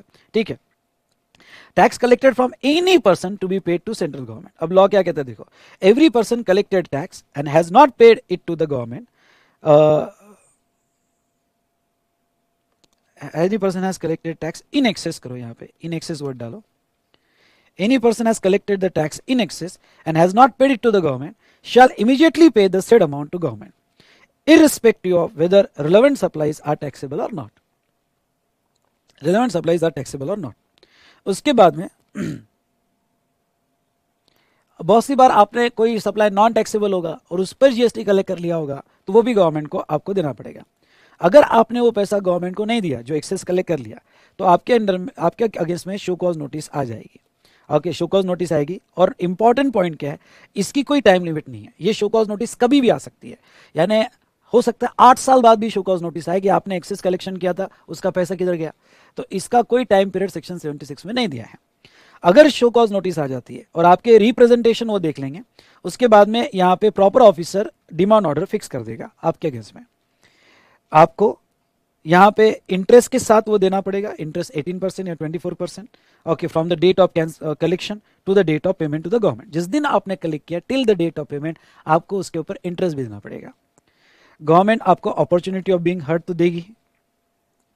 ओके, उसके बाद में time limit of issuance of order. Order का टाइम लिमिट है कि जिस दिन नोटिस दिया वहां से 1 साल में ऑर्डर जाना चाहिए एक्सेस कलेक्शन का। नोटिस का टाइम पीरियड नहीं है, पर जिस दिन भी नोटिस दिया गया वहां से 1 साल के अंदर ऑर्डर फिक्स होना चाहिए। अगर कोई स्टे दिया होगा तो स्टे का पीरियड आपका एक्सक्लूड किया जाएगा फॉर कैलकुलेशन ऑफ 1 ईयर। इसको थोड़ा मैं आगे पढ़ाऊंगा कि स्टे का पीरियड कैसे एक्सक्लूड होता है, वो आपको आगे पढ़ाऊंगा। Order must be speaking order. आपकी ऑर्डर स्पीकिंग ऑर्डर होनी चाहिए, जिसमें स्पीकिंग ऑर्डर रहने क्या होता है, बहुत क्लियर कि भाई आपके अगेंस्ट में एक्शन क्यों ली जा रही है, उसका क्लियर के ग्राउंड्स दिए, उसको कहते हैं speaking order. Adjustment of amount payable under section 76 और 3 amount paid to government adjust against tax. मतलब क्या, समझ लो आपने क्लाइंट से 18% का टैक्स लिया जबकि आप 12% में हो, तो जो 18% है उसमें से तो 12% टैक्स ही था, तो 12 एडजस्ट हो जाएगा और रिमेनिंग 6% वो एक्सेस माना जाएगा। ओके, और जो भी सरप्लस था आफ्टर एडजस्टमेंट गवर्नमेंट भी ये पैसा नहीं रखेगी, गवर्नमेंट ये कंज्यूमर वेलफेयर फंड को ट्रांसफर कर देगी या जिससे एक्स्ट्रा लिया गया उसको दे देगी। अगर वो क्लेम करता है कि मेरे से एक्स्ट्रा लिया गया तो उसको वापस कर देगी। ओके, तो refund to a person who borne the tax. तो इतने टोटल 11 पॉइंट्स है इसके। ओके, कुछ नहीं है बेटा, अगर आप एक्सेस कलेक्ट करते हो तो गवर्नमेंट को देना पड़ेगा, नहीं तो आपकी नोटिस आएगी। नोटिस का कोई टाइम पीरियड नहीं है, नोटिस के बाद डिमांड ऑर्डर फाइनल होगी, आपको इंटरेस्ट भी देना पड़ेगा, अपॉर्चुनिटी ऑफ बीइंग हर्ड भी मिलेगा। डिमांड ऑर्डर आपको 1 साल के अंदर फाइनल करना पड़ेगा। अगर कोई स्टे लाया होगा तो उसका पीरियड ऑर्डर से एक्सक्लूड किया जाएगा। ऑर्डर क्लियर और ट्रांसपेरेंट होनी चाहिए, स्पीकिंग ऑर्डर होनी चाहिए। आपने जो भी टैक्स कलेक्ट किया वो पहले आपके एक्चुअल टैक्स से एडजस्ट होगा और remaining amount consumer welfare fund को ट्रांसफर हो जाएगा, या अगर जिसने टैक्स बर्डन लिया है उसको यहाँ पे दे दिया जाएगा। तो ये ये हमने देखा सेक्शन 76।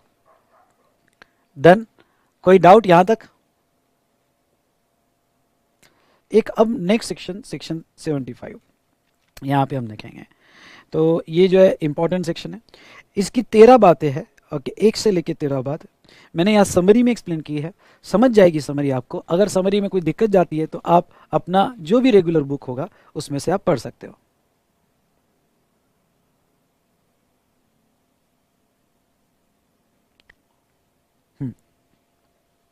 उसका कंटेंट आप पढ़ सकते हो। बेटा आपका क्वेश्चन मैं थोड़ा बाद में आखिरी में पूछना, मैं ले लूंगा रानी, ठीक है? ठीक है।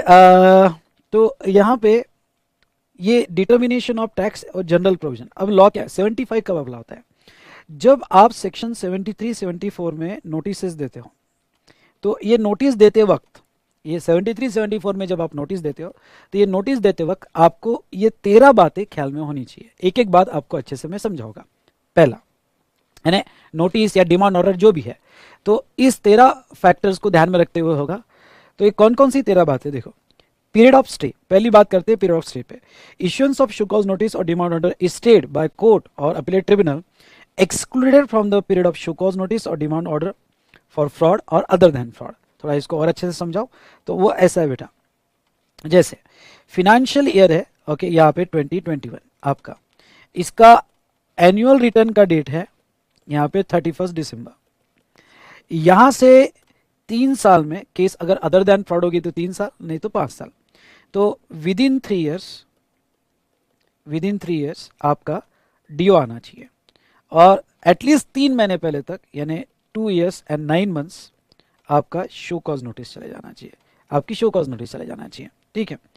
अब क्या हुआ यहां पे सुनिएगा, आइदर शो कॉज नोटिस जा चुकी थी, एग्जाम्पल लेते हैं इसको, ये तो लास्ट डेट है शो कॉज नोटिस की, हमने शो कॉज नोटिस पहले ही दे दिया था, शो कॉज नोटिस जा चुकी थी, पर कोई रीजन के वजह से ऑफिसर ने स्टे लिया, इसके ऑफिसर ने नहीं, टैक्स पेयर ने स्टे लिया कोर्ट से, शो कॉज नोटिस पे स्टे लाया गया, और ये स्टे में 4 महीने चले गए, 4 months चले गए, और ये शो कॉज नोटिस पे स्टे लाया गया और 4 महीने स्टे रहा। तो गवर्नमेंट कहती है, सॉरी शो कॉज नोटिस पे नहीं, डिमांड ऑर्डर पे, क्योंकि नोटिस तो आ चुकी थी, डिमांड ऑर्डर पे स्टे लाया गया और ये स्टे 4 महीने रहा, किसी भी रीजन की वजह से स्टे लाया हो और 4 महीने रहा हो, तो ऐसे केस में आप जब 3 साल निकालोगे, अब 3 साल मतलब कितना, यहाँ पे 3 साल आपकी लास्ट डेट होगी 31 दिसंबर 2021, यानी वहां से 3 यानी 31 दिसंबर 2024 आपकी डेट थी, ठीक है, डीओ देने की, पर 4 महीने तो स्टे में चले गए। तो गवर्नमेंट कहती है ये आपको 4 महीने एक्स्ट्रा मिलेंगे, यानी जब आपका 3 साल का टाइम पीरियड कैलकुलेट होगा उसमें ये एक्सक्लूड होगा, या एक्सक्लूड होगा का मतलब ये हुआ कि आपको उतना एडिशनल दिया जाएगा, ध्यान सुनना, एक्सक्लूड होगा मतलब एडिशनल दिया जाएगा, मतलब अब आपके डीओ की डेट जो होगी वो जनवरी फरवरी मार्च अप्रैल, यानी 30 अप्रैल, ओके 30 अप्रैल 2025 तक का आपका डेट जाएगा, यानी आपको ये 4 months एक्स्ट्रा मिल जाएंगे फॉर फाइनलाइजिंग द ड्यू। ये बात समझी क्या आपको?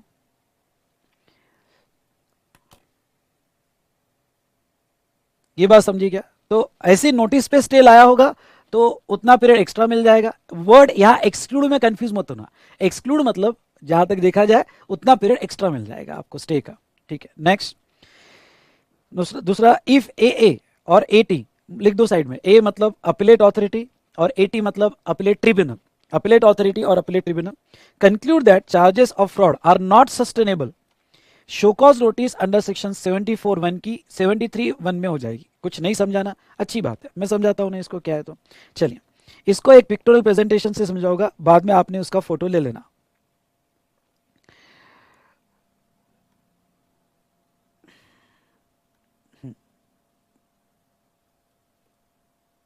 अब देखो ये थोड़ा पिक्टोरियल प्रेजेंटेशन से समझ लो ये डायग्राम, ठीक है? देखिए अब यहां पे क्या हुआ, आपका 2017-18 में, 18-19 में और 19-20 में शॉर्ट पेमेंट हुआ। 17-18 में आपका 10 लाख का शॉर्ट पेमेंट है, 18-19 में आपका 30 लाख का, और 19-20 में 20 लाख का, ऐसे टोटल 60 लाख का शॉर्ट पेमेंट, ये नॉन पेमेंट है, स्टेप नंबर 1, ठीक है? अब आपको शोकॉज नोटिस है और वो शो कॉज नोटिस सेक्शन 74 में दी गई, विद इन टाइम दी गई, और 10 जून 2023 को within time show cause notice दी गई। मतलब अगर मैं 17-18 का, मतलब ये तीनों का मिला के 60 लाख का एक नोटिस दिया गया, 17-18 की एनुअल रिटर्न की डेट से 5 साल के अंदर क्या ये नोटिस है? यस। या 18-19 के एनुअल रिटर्न की डेट से क्या 5 साल के अंदर ये नोटिस है? यस। या 19-20 के एनुअल रिटर्न की डेट से 5 साल के अंदर है? यस। तो ये 60 लाख का फ्रॉड का केस लगाया गया और 10 जून 2023 को आपको ये नोटिस दिया गया। ओके, नोटिस दिया गया। फिर आपने नोटिस देने के बाद ऑफिसर ने इसका डीओ 15 नवंबर 2023 को फाइनल कर दिया। मतलब नोटिस 6 महीने पहले, फ्रॉड की केस है इसलिए नोटिस भी आ गई और उसका डीओ भी फाइनल हो गया। फिर इसकी अपील फाइल की गई, ध्यान सुनना, फिर आपने इसकी अपील फाइल की और अपीलेट अथॉरिटी या अपीलेट ट्रिब्यूनल ने 10 फरवरी 2025 को यहां पे ऑर्डर दिया कि नहीं नहीं, ये फ्रॉड का केस नहीं है, तो case of fraud is not sustainable. नहीं, शॉर्ट पेमेंट नॉट पेमेंट तो हुआ है, but charges of fraud is not sustainable. यहां तक समझा गया सभी को? यहां तक सभी को समझ में आया क्या? यस और नो?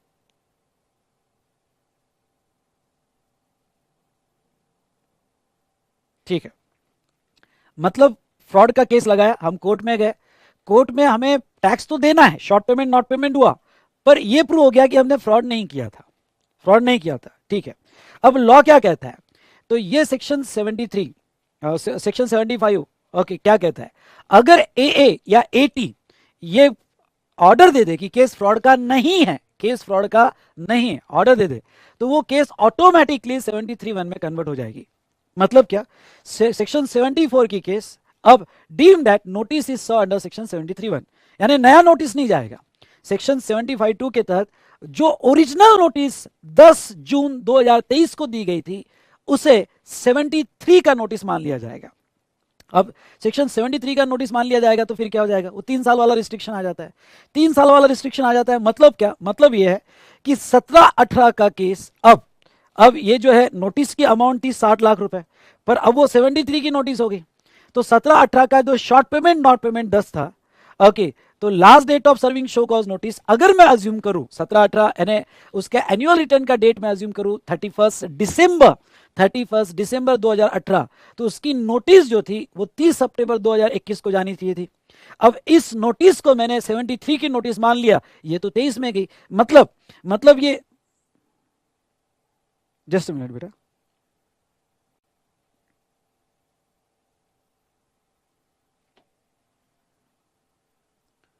अरे यार सब सही चल रहा है क्या? हाँ, तो अब यहां पे ये नोटिस कन्वर्ट होने की वजह से, 17-18 हाथ में नहीं आएगा। क्यों? क्योंकि उसकी डेट निकल चुकी है। 18-19 भी हाथ में नहीं आएगा क्योंकि डेट निकल चुकी है। बस एक ही साल 19-20 जिसमें 20 लाख उतने ही हाथ में आएगा। तो यहां पे नई, बस इंपॉर्टेंट है कि आपको नई नोटिस नहीं देंगे, उसी नोटिस को 73 की नोटिस मान लो और फिर जो भी टैक्स हाथ में आता है उतना ही टैक्स दो। हमने तो नहीं कहा आप पूरा 60 दो क्योंकि फ्रॉड का केस तो प्रूव नहीं हुआ। तो फिर जो भी ये नोटिस की डेट जिसके भी एनुअल रिटर्न के 3 साल में पड़ती है उतना उसका टैक्स दे दो। ये समझा क्या आपको? ये समझा क्या बेटा आपको? हाँ, तो यहां पे जो 60 लाख का केस था वो 20 लाख पे आ जाएगा। यानी इससे एज अ कंसल्टेंट, वो तो हम समझ चुके हैं कि हम तो प्रोफेशनल है, हम प्रोफेशनल है, ओके, बस एग्जाम करना पास करना बाकी है। इसलिए एज अ कंसल्टेंट आपको कह देता हूं कि किसी के अगेंस्ट में फ्रॉड का केस भी लगा होगा, ओके, और तो भी उसको छोड़ना मत। उसको ये केस लेना कि ठीक है हम अगर कोर्ट में प्रूव कर दे फ्रॉड का केस नहीं है तो पेनल्टी भी बच जाएगी। यानी इस बात के लिए केस ले लेना कि कोर्ट में प्रूव करेंगे फ्रॉड का केस नहीं है, तो पेनल्टी भी बच जाएगी और कुछ पीरियड हाथ से छूट जाएगा तो उतना टैक्स तो बच जाएगा, उतना टैक्स तो बच जाएगा। ओके, समझा होगा तो बोलो स्वाहा। एक मैंने टैक्स केस कैसे हैंडल करना उसका एग्जाम्पल दिया। ओके, चलिए, है एक ही लाइन पर बड़ा इंपॉर्टेंट प्रोविजन है ये, यानी इससे आप बहुत कुछ पैसा सामने वाले का बचा सकते हो। ओके, नेक्स्ट वो क्या कहते हैं देखो। ओके, उसके बाद में वो कहते हैं order on direction of court, such order shall be issued within 2 years from the date of communication of direction. कभी कभी कोर्ट क्या करता है, कोर्ट अगर यहाँ पे ऑर्डर फिक्स करता है और टैक्स बढ़ा देता है तो कोर्ट ये कहता है कि भाई ऑफिसर को डायरेक्ट करता है, direction of court, direct officer को डायरेक्ट करता है कि चलो इसका टैक्स बढ़ा दो। तो कोर्ट ने अगर डायरेक्शन दिया होगा तो जिस दिन कोर्ट ने डायरेक्शन दिया वहां से 2 साल के अंदर टैक्स का ऑर्डर आपके अगेंस्ट में आ सकता है। ओके, अच्छा स्क्रीनशॉट लेने दूं? ठीक है भाई, ले ले स्क्रीनशॉट ले ले। कभी कभी मेरा लेता है क्या तू? किसी भी इसका ही लेता है स्क्रीनशॉट? चलो ले लो, ले लो बेटा, स्क्रीनशॉट भी ले लो।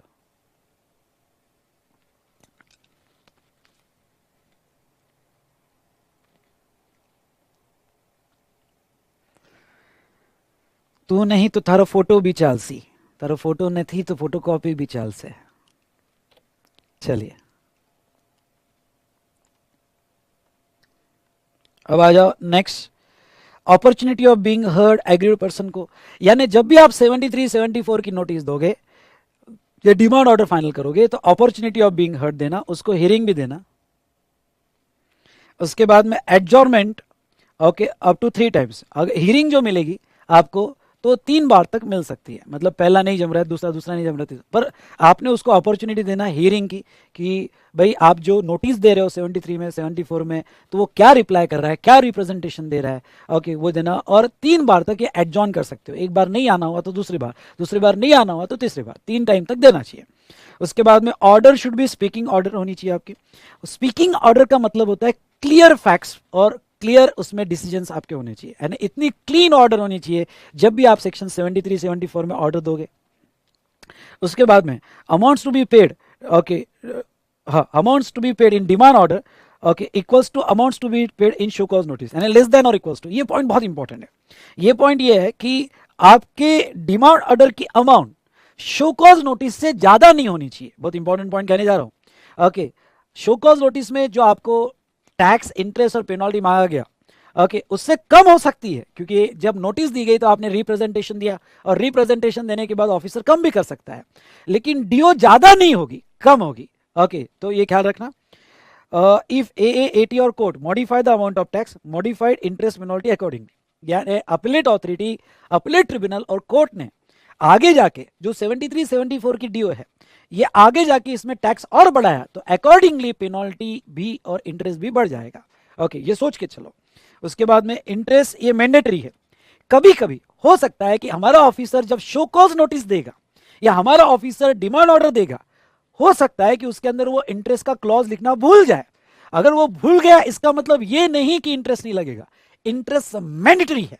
यानी हमारे ऑफिसर ने शो कॉज नोटिस में इंटरेस्ट बताया हो या ना बताया हो, डिमांड ऑर्डर में ओके बताया हो या ना बताया हो, इंटरेस्ट लगेगा, मतलब लगेगा ही। नेक्स्ट 10 नंबर का, if no DO is issued within 3 years और 5 years then proceeding deemed to be concluded. अगर 3 साल या 5 साल में कोई भी डिमांड ऑर्डर नहीं आई तो अब भगवान भी आपके अगेंस्ट में पैसा नहीं ले सकता। ओके, एंजॉय करो, पार्टी शार्टी करो, यहाँ पावरी हो रही है। ओके, तो मजा करना, एंजॉय करना, पार्टी करना, बॉस। ओके, या भगवान भी आपसे टैक्स नहीं ले सकता, ठीक है। उसके बाद में if appeal file by department against the decision of AT और AO court, period between the date of decision of higher authority and lower authority excluded from the show cause notice or demand order। ये line नहीं समझी होगी, चलो तो ये line मैं यहां पे ले लेता हूं। बेस जजमेंट असेसमेंट में भी 5 साल ही है बेटा, अगर बेस जजमेंट असेसमेंट भी देखोगे तो आपका 5 साल ही है, पर ये 11 नंबर का पॉइंट मैं ले लेता हूं, बड़ा मजेदार पॉइंट है। चलो आ जाओ।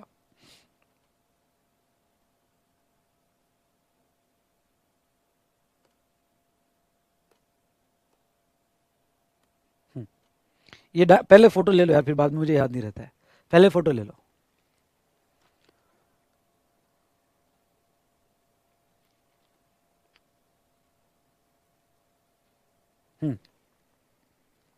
चलिए अब देखो मैं कहना क्या चाहता हूं।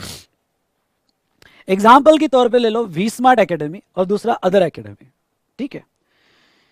We smart academy PD classes जो है, एग्जाम्पल ले रहा हूं, हम एक्चुअली ऐसा नहीं करते हैं, एग्जाम्पल ले रहा हूं। पीडी क्लासेस जो पीडी पे क्लासेस दिया है, हमने सप्लाई ऑफ गुड्स में क्लासिफाई कर दिया और 12% का जीएसटी लगाया। ओके, 12% का जीएसटी लगाया। बाद में डिपार्टमेंट ने नोटिस दिया, मे बी 73 का दिया हो या 74 का दिया हो, तो मेरा जुडिक्शनल जो ऑफिसर है उसने नोटिस दिया विद इन टाइम लिमिट 3 साल या 5 साल जो भी है, नोटिस दे दिया कि नहीं नहीं भाई आपका सप्लाई गुड्स में नहीं जाएगा, ये पीडी क्लासेस है, डोमिनेंट सप्लाई सर्विस का है और कंपोजिट सप्लाई है, इसलिए पूरा और यहाँ पूरा सप्लाई जो है ये सप्लाई ऑफ सर्विस में जाएगा और 18% का रेट रहेगा। उसकी डीओ भी दे दी और DO as a supply of service final करके उसने 18% का डीओ दिया। वी-स्मार्ट एकेडमी अपील में गई और पहली अपीलेबल अथॉरिटी है, अपीलेट अथॉरिटी है commissioner appeals.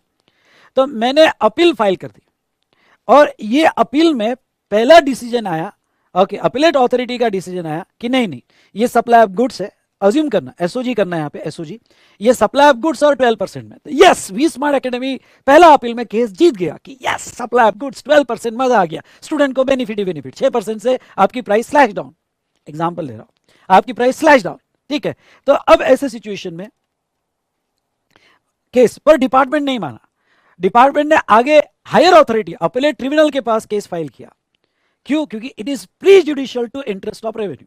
Department appellate tribunal के पास गया, अपीलेट ट्रिब्यूनल ने जो है ओके के ऑर्डर दिया कि यहां पे ये सप्लाई ऑफ सर्विसेज है और ये 80% में जाएगा। ओ तेरी, अब क्या करे, अपीलेट ट्रिब्यूनल ने डिसीजन तो मेरे अगेंस्ट में दे दिया। पहले तो खुशी खुशी हुई, ओके पावरी वगैरह हो गई, पर अब तो जो है यहाँ पे अपीलेट ट्रिब्यूनल का डिसीजन मेरे अगेंस्ट में आ गया। पर इन दौरान यानी अपीलेट अथॉरिटी से लेके तो अपीलेट ट्रिब्यूनल, इसको लगभग डिसीजन को 8 महीना लगा और ये इस दौरान कुछ चीजें और घटी। क्या चीजें घटी देखो भाई, यहां पे XYZ एकेडमी जो दूसरी एकेडमी थी, वी-स्मार्ट का देखकर उन्होंने, और ऐसा होता है लोग कर रहे हैं इसलिए अपन भी करते हैं, देखा जाएगा, ऐसे होता है, वी-स्मार्ट का देखकर उन्होंने भी पीडी क्लासेस में क्लासीफाई किया, goods sorry PD classes supply of goods में क्लासीफाई किया। अब सेम जुरिडिक्शन में था, आगे पुणे में आओगे तो हम सभी एक ही कॉम्प्लेक्स में, प्रेस्टीज पॉइंट, सब वहीं मिल जाएगी एकेडमी आपको, उसने भी 12% में क्लासीफाई किया। उसके बाद में यहां पे वो ऑफिसर, ध्यान सुननेगा, वो ऑफिसर ने इसके अगेंस्ट में भी नोटिस देके रखा था, यानी वी-स्मार्ट के अगेंस्ट में भी दिया था और इसके अगेंस्ट में भी नोटिस देके रख दिया था, XYZ के अगेंस्ट में। लेकिन यहां पे ऑफिसर ने जो XYZ के अगेंस्ट में नोटिस दिया था 70, 73, 74 का, उसकी डीओ फाइनल नहीं की। अब ये वाला पॉइंट समझना, उसकी डीओ फाइनल नहीं की। क्यों फाइनल नहीं की? उसने रोक दिया। क्यों? क्योंकि पहला केस वी-स्मार्ट जीत गया था कमिश्नर अपील का। तो ऑफिसर ने कहा कि यार अब पहला केस अगर वी-स्मार्ट जीत गया है तो ये कमिश्नर अपील का ऑर्डर है यार, मेरे को भी लागू हो जाएगा। अगर मैं इसका डीओ कैसे फाइनल करूं? अगर इसका भी डीओ फाइनल कर दूंगा तो ये भी कहेगा कि भाई केस वी-स्मार्ट के फेवर में, ये भी अपील फाइल करेगा, अननेसेसरी टाइम वेस्ट हो जाए। तो इसने केस को हेल्ड कर दिया, मतलब वहां रोक दिया। क्यों? क्योंकि ये ऑफिसर ने देखा कि आगे भी अपील फाइल हुई है, आगे की अपील, तो इसने केस को रोक के रखा, शो कॉज नोटिस के पास डीओ फाइनल नहीं किया। लेकिन क्या हुआ, इन दौरान यहां पे जो 8-9 महीने लगे, या हो सकता है 2 साल भी लग जाए, ये पीरियड में, ये ओके ध्यान से सुनिएगा, ये पीरियड जो है, ये पीरियड में ये रुका रहा नोटिस देने के बाद अगेंस्ट XYZ। मैं अगेंस्ट XYZ की बात कर रहा हूं। यहां तक समझ में आ रहा है कि मैं जो कह रहा हूं? यहां तक समझ में आया कि मैं जो कह रहा हूं? ठीक है। तो इस घटना में ये जो है, ये पीरियड के लिए रुका रहा, डीओ फाइनल नहीं की। अब यहां जैसे अपीलेट ट्रिब्यूनल ने कहा कि नहीं नहीं वो सप्लाई ऑफ सर्विस और 18% में जाएगा, ये ऑफिसर बड़ा खुश हो गया कि यस यस यस, अब तो वी-स्मार्ट को भी नहीं छोड़ूंगा और XYZ को भी नहीं छोड़ूंगा। ओके, केस मेरे फेवर में आ गई, हायर अथॉरिटी की। अब ये जो है, जब XYZ के अगेंस्ट में ऑर्डर फाइनल करने गया तो जो 3 साल का टाइम पीरियड है वो निकल चुका था, क्योंकि वो ये केस का वेट कर रहा था। तो जो 3 साल का टाइम पीरियड है कि जिसमें डीओ फाइनल होनी चाहिए थी, फ्रॉड नहीं हुआ था, ओके, ये अलग अलग इंटरप्रिटेशन का मैटर था, फ्रॉड नहीं था, हमने सब डिक्लेयर किया हुआ है। तो 3 साल का टाइम पीरियड निकल गया।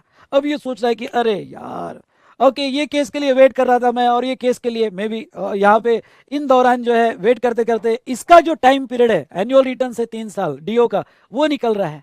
तो गवर्नमेंट अब आ गई, तथास्तु बेटा, ओके, डर मत, ये टाइम पीरियड जो निकला है जिसके वजह से तेरा डीओ नहीं दे पा रहा है क्योंकि 3 साल खत्म हो गए, ओके बेटा डर मत, ओके, अपने ही डिपार्टमेंट को गवर्नमेंट कहती है तथास्तु, जो टाइम पीरियड इसमें गया, मे भी 8 महीना गया होगा, 2 साल गया होगा, वो तेरे डिमांड ऑर्डर से एक्सक्लूड कर दिया जाएगा। एक्सक्लूड कर दिया जाएगा मतलब उतना एक्स्ट्रा टाइम गिना जाएगा फॉर डिमांड ऑर्डर, उतना एक्स्ट्रा टाइम गिना जाएगा फॉर डिमांड ऑर्डर। समझा कि नहीं समझा? जोर से बोलो।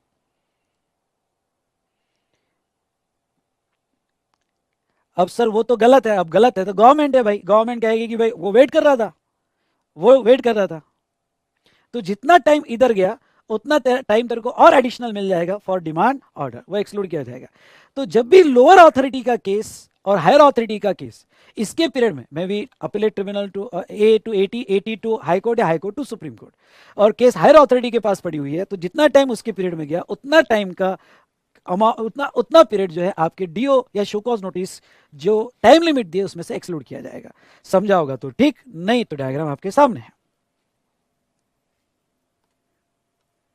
देखो वो क्या कहते फिर से, if appeal is filed by department against the decision of ATA court, जो भी है, period between the date of decision of higher authority and lower authority excluded from the period of show cause notice and demand order. I hope आपको समझा होगा। Next, if any amount, ये भी point बहुत important है, if any amount of self assess tax in return और amount of interest remains unpaid, recovery section 79 में जाएगी। यहां एक टेक्निकल डिफेक्ट थी जो फाइनेंस एक्ट 21 ने अमेंड कर दिया है उसको। ये था कि एनी, देखो टेक्निकल डिफेक्ट क्या थी बता दो, if any amount of self assess tax in return, okay, in return is unpaid, ऐसा कभी नहीं हो सकता है कि रिटर्न में जो टैक्स असेस किया वो अनपेड रहेगा, क्योंकि तुम्हारा रिटर्न अपलोड ही नहीं होता है, ओके, विदाउट पेमेंट। इसलिए अभी फाइनेंस एक्ट 21 ने इसको अमेंड ऐसा किया कि इन रिटर्न वर्ड निकाल के इन जीएसटीआर1 उन्होंने डाला, इन आईएफएफ या जीएसटीआर1, तो जीएसटीआर1 उन्होंने डाला। तो अभी आपको नवंबर के लिए भी ये इंटरप्रेट करके चलना है, क्योंकि वो एक ड्राफ्टिंग मिस्टेक थी। तो इन रिटर्न की जगह जो आपने सेल्फ असेस किया इन जीएसटीआर1, इन जीएसटीआर1 जो है, इवन तो अमेंडमेंट बाद में आई,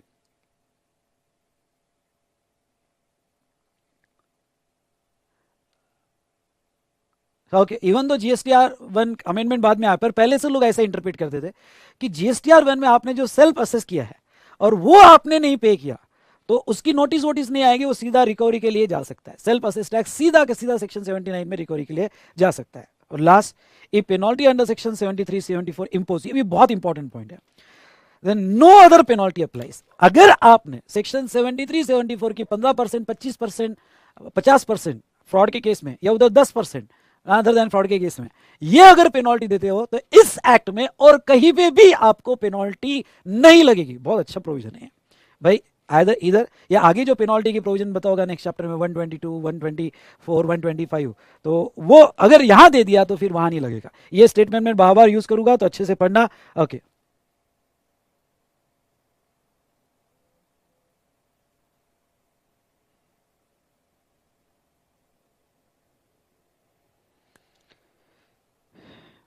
डेट ऑफ रिटर्न से होगा ना बेटा, 132 में पेनल्टी है ही नहीं बेटा, 132 में प्रोसिक्यूशन है, प्रोसिक्यूशन है। पेनल्टी 122, 123, 124, 129, 130 में है, ठीक है, डन। तो ये 13 बातें लर्न करके जाना, जब भी नोटिस हो तो ये 13 बातें लर्न करके जाना, इसके ऊपर केस स्टडी आ सकती है। मैंने एक एक पॉइंट अच्छे समझाने की कोशिश की है, आप बाकी तो रेगुलर बुक से, क्योंकि मैंने समरी लिया तो रेगुलर बुक से आप बाकी पढ़ सकते हो। चलो 75 हो गया, 76 भी हो गया ऊपर हमारा। तो देखो एक बार सेक्शन लर्न करना है तो आप लर्न कर सकते हो, थोड़ा ध्यान दोगे तो सेक्शन भी लर्न हो जाएगा, मैपिंग तैयार हो जाएगी। 73, 74, 76 ये 3 केसेस, 75 हमारा हो गया। कोशिश करो आके बंद करो, एक सेकंड के लिए आके बंद करो, कोशिश करो। 70 लर्न हो जाएगा सेक्शन। 73 मैपिंग तैयार हो जाएगी, 73, 74, 76, इधर 75 हो रहा है तैयार मैपिंग, यस और नो?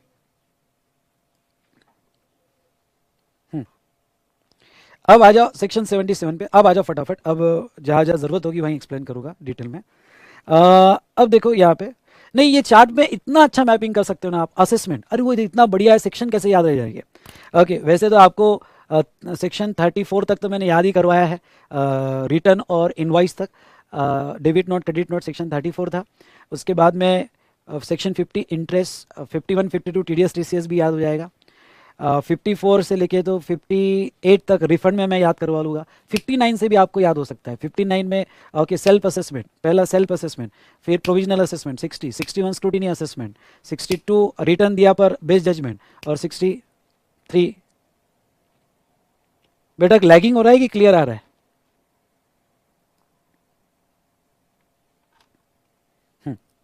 तो आप ये चाहो तो ये सेक्शन भी अच्छे से याद रख सकते हो, ठीक है। उसके बाद में 77 देख लो, चलो आप फटाफट आ जाओ। ओके यहाँ पे 77 पे आ जाते हैं।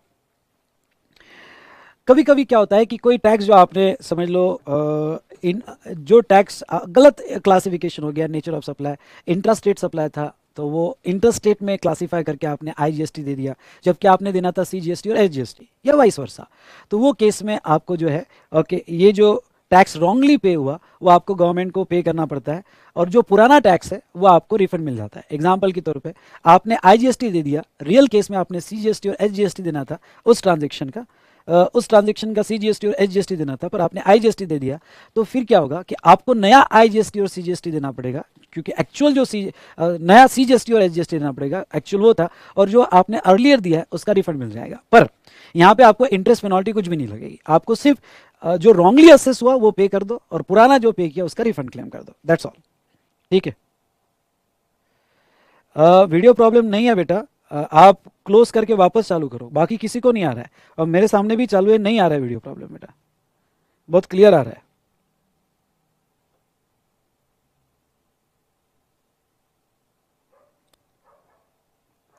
चलो उसके बाद में सेक्शन 78 और 79, ठीक है।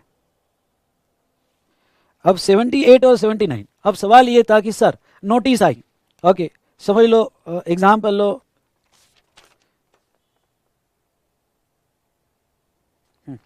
एक मिनट, यहां पे समझ लो मेरे पास नोटिस आई, मैंने फाड़ के फेंक दिया, जाओ जो करना है कर लो। उसके बाद में डिमांड ऑर्डर आई, डिमांड ऑर्डर भी फाड़ के फेंक दिया, जो करना है कर लो। अब क्या, कुछ भी नहीं, जाओ मुझे कुछ भी नहीं करना है। तो गवर्नमेंट क्या बैठे रहेगी? गवर्नमेंट 78 79 के एक्शन लेगी रिकवरी के आपके अगेंस्ट में, और रिकवरी इस मोड से किया जाएगा। ओके पहला देखो सेक्शन 78 क्या कहते हैं, any amount payable bye taxable person in order passed under this act shall paid within a period of 3 months from the date of service of order, failing which recovery proceeding shall be initiated। मतलब क्या, यहां पे कोई भी order दी होगी, 73 की order दी होगी, 74 की ऑर्डर दी होगी, या 76 की ऑर्डर दी होगी, या इस एक्ट में आगे सेक्शन 122, 125, 129, 130 में कोई भी ऑर्डर दी होगी जिसमें आपको टैक्स देना है, पेनल्टी देना है, या कोई भी ड्यू देना है, वो आपको 3 महीने के अंदर, ये बहुत इंपॉर्टेंट है, वो 3 महीने के अंदर देना पड़ेगा। अगर आपने इस एक्ट में जब भी आपको डिमांड ऑर्डर से पैसा मांगा और आपने 3 महीने में नहीं दिया, तो फिर सेक्शन 79 इनिशिएट हो जाएगा। ओके प्रॉपर ऑफिसर जो अपने ड्यूज है वो कैसे क्लियर करेगा, तो उसके पास 6 ऑप्शंस हैं, और ये 6 ऑप्शन में वो अपने ड्यूज आपसे क्लियर कर सकता है। पहला वाला ऑप्शन क्या, तो आपके कोई रिफंड निकलते हैं, रिफंड चैप्टर में भी पढ़ा होगा, आपके कोई रिफंड निकले होंगे पुराने एक्सपोर्ट्स के वगैरह, तो उसमें से पैसा डिडक्ट कर लिया जाएगा, यानी reduction of dues from the amount payable by tax authorities to such person, यानी कोई रिफंड होगा तो डिडक्टेड फ्रॉम द रिफंड, ये पहला तरीका। दूसरा, recovery by way of detaining selling of any goods belonging to such person, आपके कोई गुड्स जब्त कर लिए गए होंगे तो उसको सेल करके जो पैसा मिलेगा ओके उससे भी रिकवर किया जा सकता है।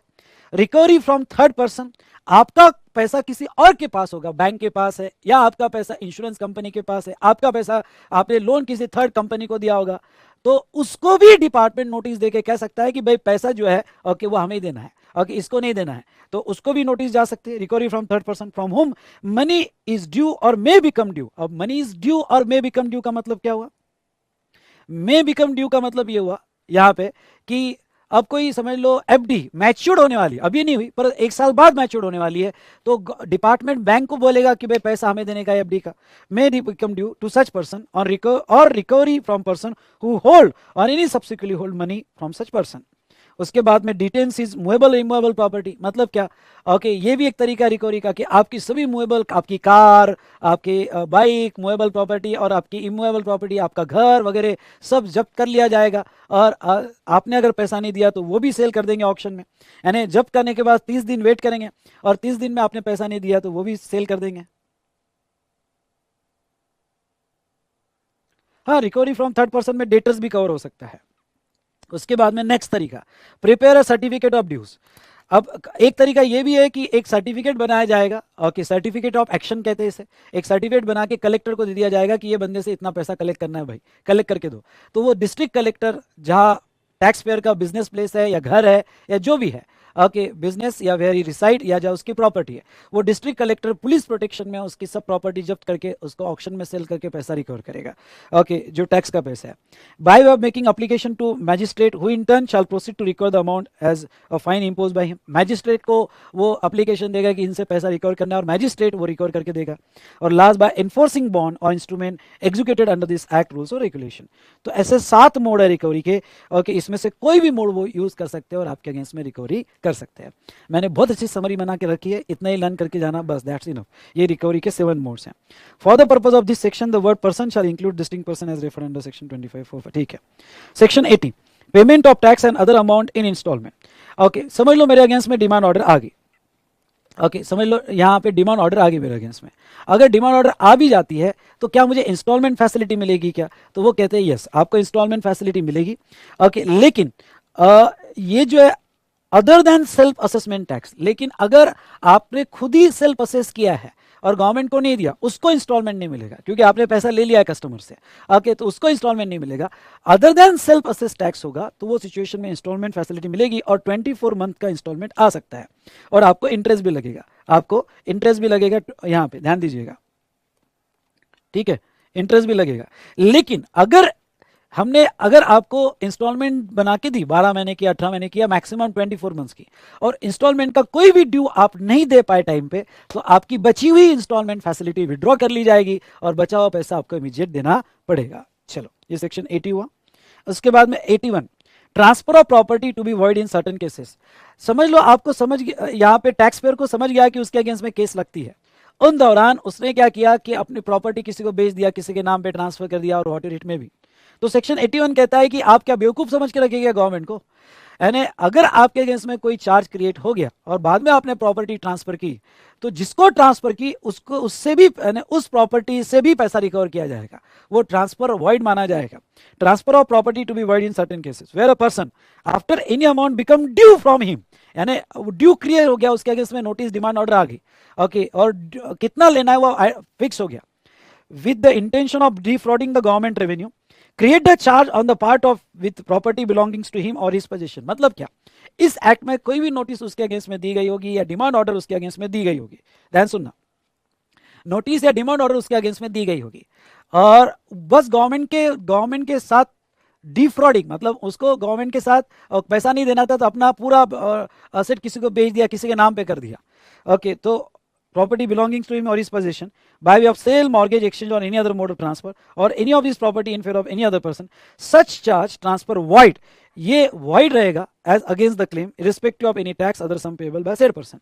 इस ट्रांसफर को void माना जाएगा, लेकिन उसको एक प्रोविजो है, such charge या ट्रांसफर not be void नहीं माना जाएगा if made adequate consideration in good faith, मतलब जो लेने वाला है उसने एडुकेट कंसिडरेशन में लिया, गुड फेथ में लिया, without notice of pendency of such proceeding, मतलब जो लेने वाला है उसको बिल्कुल भी नहीं पता था कि इसके अगेंस्ट में कोई प्रोसीडिंग लगी है, without notice of such tax and other sum payable by said person और with the previous permission of proper officer, मतलब उसको नहीं पता था कि इसके अगेंस्ट में केस लगी है या इसका कोई ड्यूज बाकी है, या फिर उसको पता होगा तो उसने ऑफिसर को बोल के कि सर आपके ड्यूज है लेकिन मैं इसको खरीद रहा हूँ, क्योंकि इसको इसलिए खरीद रहा हूँ क्योंकि आपके ड्यूज पे करना बाकी है।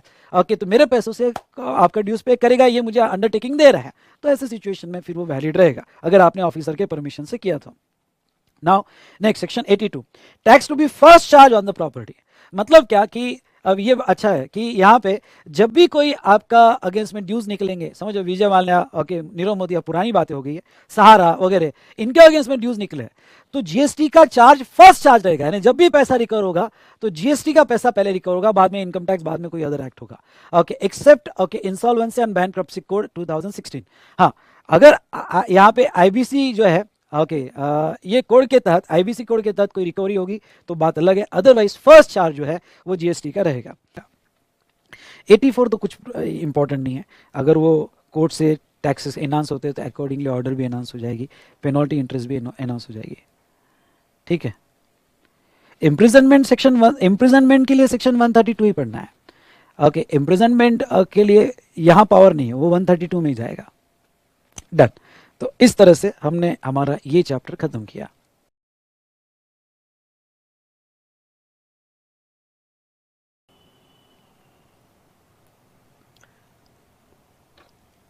Demand and recovery. इससे रिलेटेड क्या अमेंडमेंट्स हुई है, चलिए हम डिस्कस करेंगे।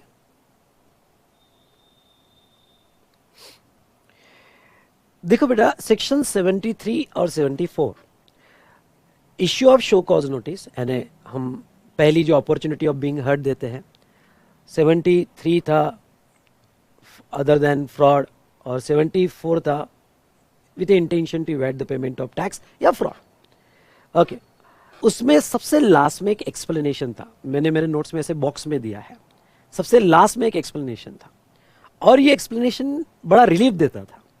ये एक्सप्लेनेशन क्या कहता है, देखो, where notice under the same proceeding is issued the main person liable to pay tax and some other person, the such proceeding against the main person have been concluded under 73-74, the proceeding against all other person liable to penalty under section 122, 125, 129, 130 deemed to be concluded। इसका meaning क्या था और इसमें amendment क्या हुई, important है for exam purpose, चाहे दुनिया इधर की उधर हो जाए, ये अच्छे से पढ़ के जाना, छोटा सा केस स्टडी इसके ऊपर आ सकता है। अगर आपने 73 के तहत 30 दिन में पे कर दिया, प्रोसीडिंग कंक्लूड कर दी, कोई पेनल्टी नहीं लगी, या सेक्शन 74 में, आई रिपीट, सेक्शन 74 में आपको टाइम दिया गया 30 दिन में पे कर दो, ऑर्डर के 30 दिन में पे कर दो, पेनल्टी इतना दे के ख़त्म कर दो, 15%, 25%, 50% दे के ख़त्म कर दो, आपने विद इन टाइम पे कर दिया और आपकी प्रोसीडिंग कंक्लूड हो गई, जो मेन टैक्स पेयर है उसकी प्रोसीडिंग कंक्लूड हो गई, तो अब क्या हुआ कि गवर्नमेंट जो मेन टैक्स पेयर है उसको तो छोड़ती नहीं, उसके साथ साथ जो अदर लोग इन्वॉल्व है, ओके, तो proceeding against all the person liable to penalty, other लोग कौन इन्वॉल्व है, ट्रांसपोर्टर इन्वॉल्व है, बायर इन्वॉल्व है, वेयरहाउस कीपर इन्वॉल्व है, तो उस पर भी सेक्शन 122, 125, 129 या 130 में पेनल्टीज लगाती है। आई रिपीट, 122, 125, 129 और 130 में पेनल्टीज लगाती है।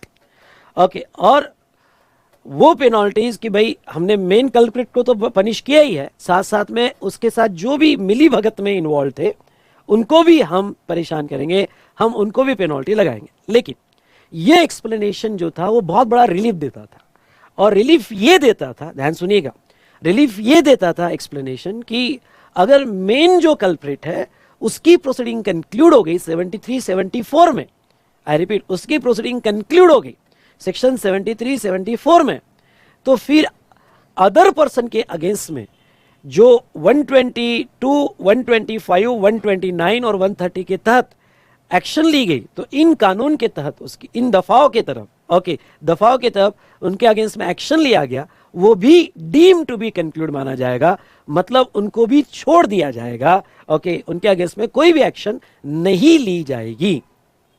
चलो, बहुत अच्छी बात है, उनको भी छोड़ दिया जाएगा ना। अब इसमें अमेंडमेंट क्या हुई, अमेंडमेंट ये हुई कि जो 129 और 130 का रिलीफ था अदर लोगों को, वो निकाल दिया गया। मतलब ये हुआ कि अब मेन जो कल्प्रिट है, मेन कल्प्रिट का अगर प्रोसीडिंग कंक्लूड होगा तो अदर पर्सन में ली गई एक्शन 122 की कंक्लूड होगी, 125 की कंक्लूड होगी, लेकिन 129 और 130 के तहत जो भी पेनल्टी और फाइन लगाई जा रही है वो कंक्लूड नहीं होगी, वो लग के रहेगी। और आगे में सेक्शन 129 और 130, आई रिपीट, 129 और 130 की उसमें भी कुछ अमेंडमेंट्स हुई है, उसके बारे में भी आपके साथ डिस्कशन करूंगा। तो इंपॉर्टेंट क्या हुआ, यह अमेंडमेंट में जो detention, seizure, confiscation of goods and conveyance in transit, a separate proceeding for recovery of tax and penalty, recovery of tax and penalty initiate होगी, उससे कोई भी रिलीफ नहीं मिलेगा। Very very important provision, I repeat, very very important provision. Okay, मतलब पहले ये बहुत बड़ा रिलीफ था, ओके, ट्रांसपोर्टर के लिए, वेयरहाउस कीपर के लिए, क्योंकि अगर ट्रांजिट में माल रोका गया तो वो केस में 129 के तहत पेनल्टीज लगती है, 130 के तहत कॉन्फिस्केशन फाइन लगती है, तो वो भी रिलीफ मिलता था। लेकिन अब वो रिलीफ नहीं मिलेगा, गवर्नमेंट बहुत ज्यादा स्ट्रिक्ट हो चुकी है। ठीक है, चलिए, तो ये एक इंपॉर्टेंट अमेंडमेंट ये चैप्टर में हुई।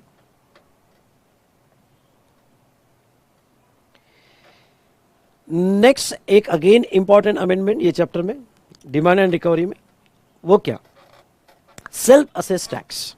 ठीक है, notwithstanding to anything contain in section 73-74, ये सेक्शन 75-12 है जो बहुत इंपॉर्टेंट है, मैं फिर से आपको अच्छे से एक्सप्लेन करता हूँ. Notwithstanding to anything contain in section 73 and 74, where any amount of self-assessed tax in accordance with the return furnished under section 39 remains unpaid either wholly or partly, or any amount of interest payable on such tax remains unpaid, the same shall be recovered under the provision of section 79, and same shall be recovered under the provision of section 79. ठीक है.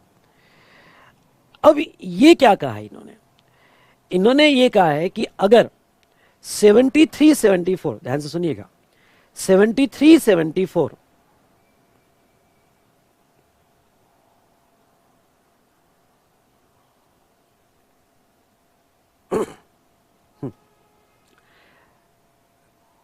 Notwithstanding to anything contain in 73-74 मतलब 73-74 की कोई भी provision लागू नहीं होगी.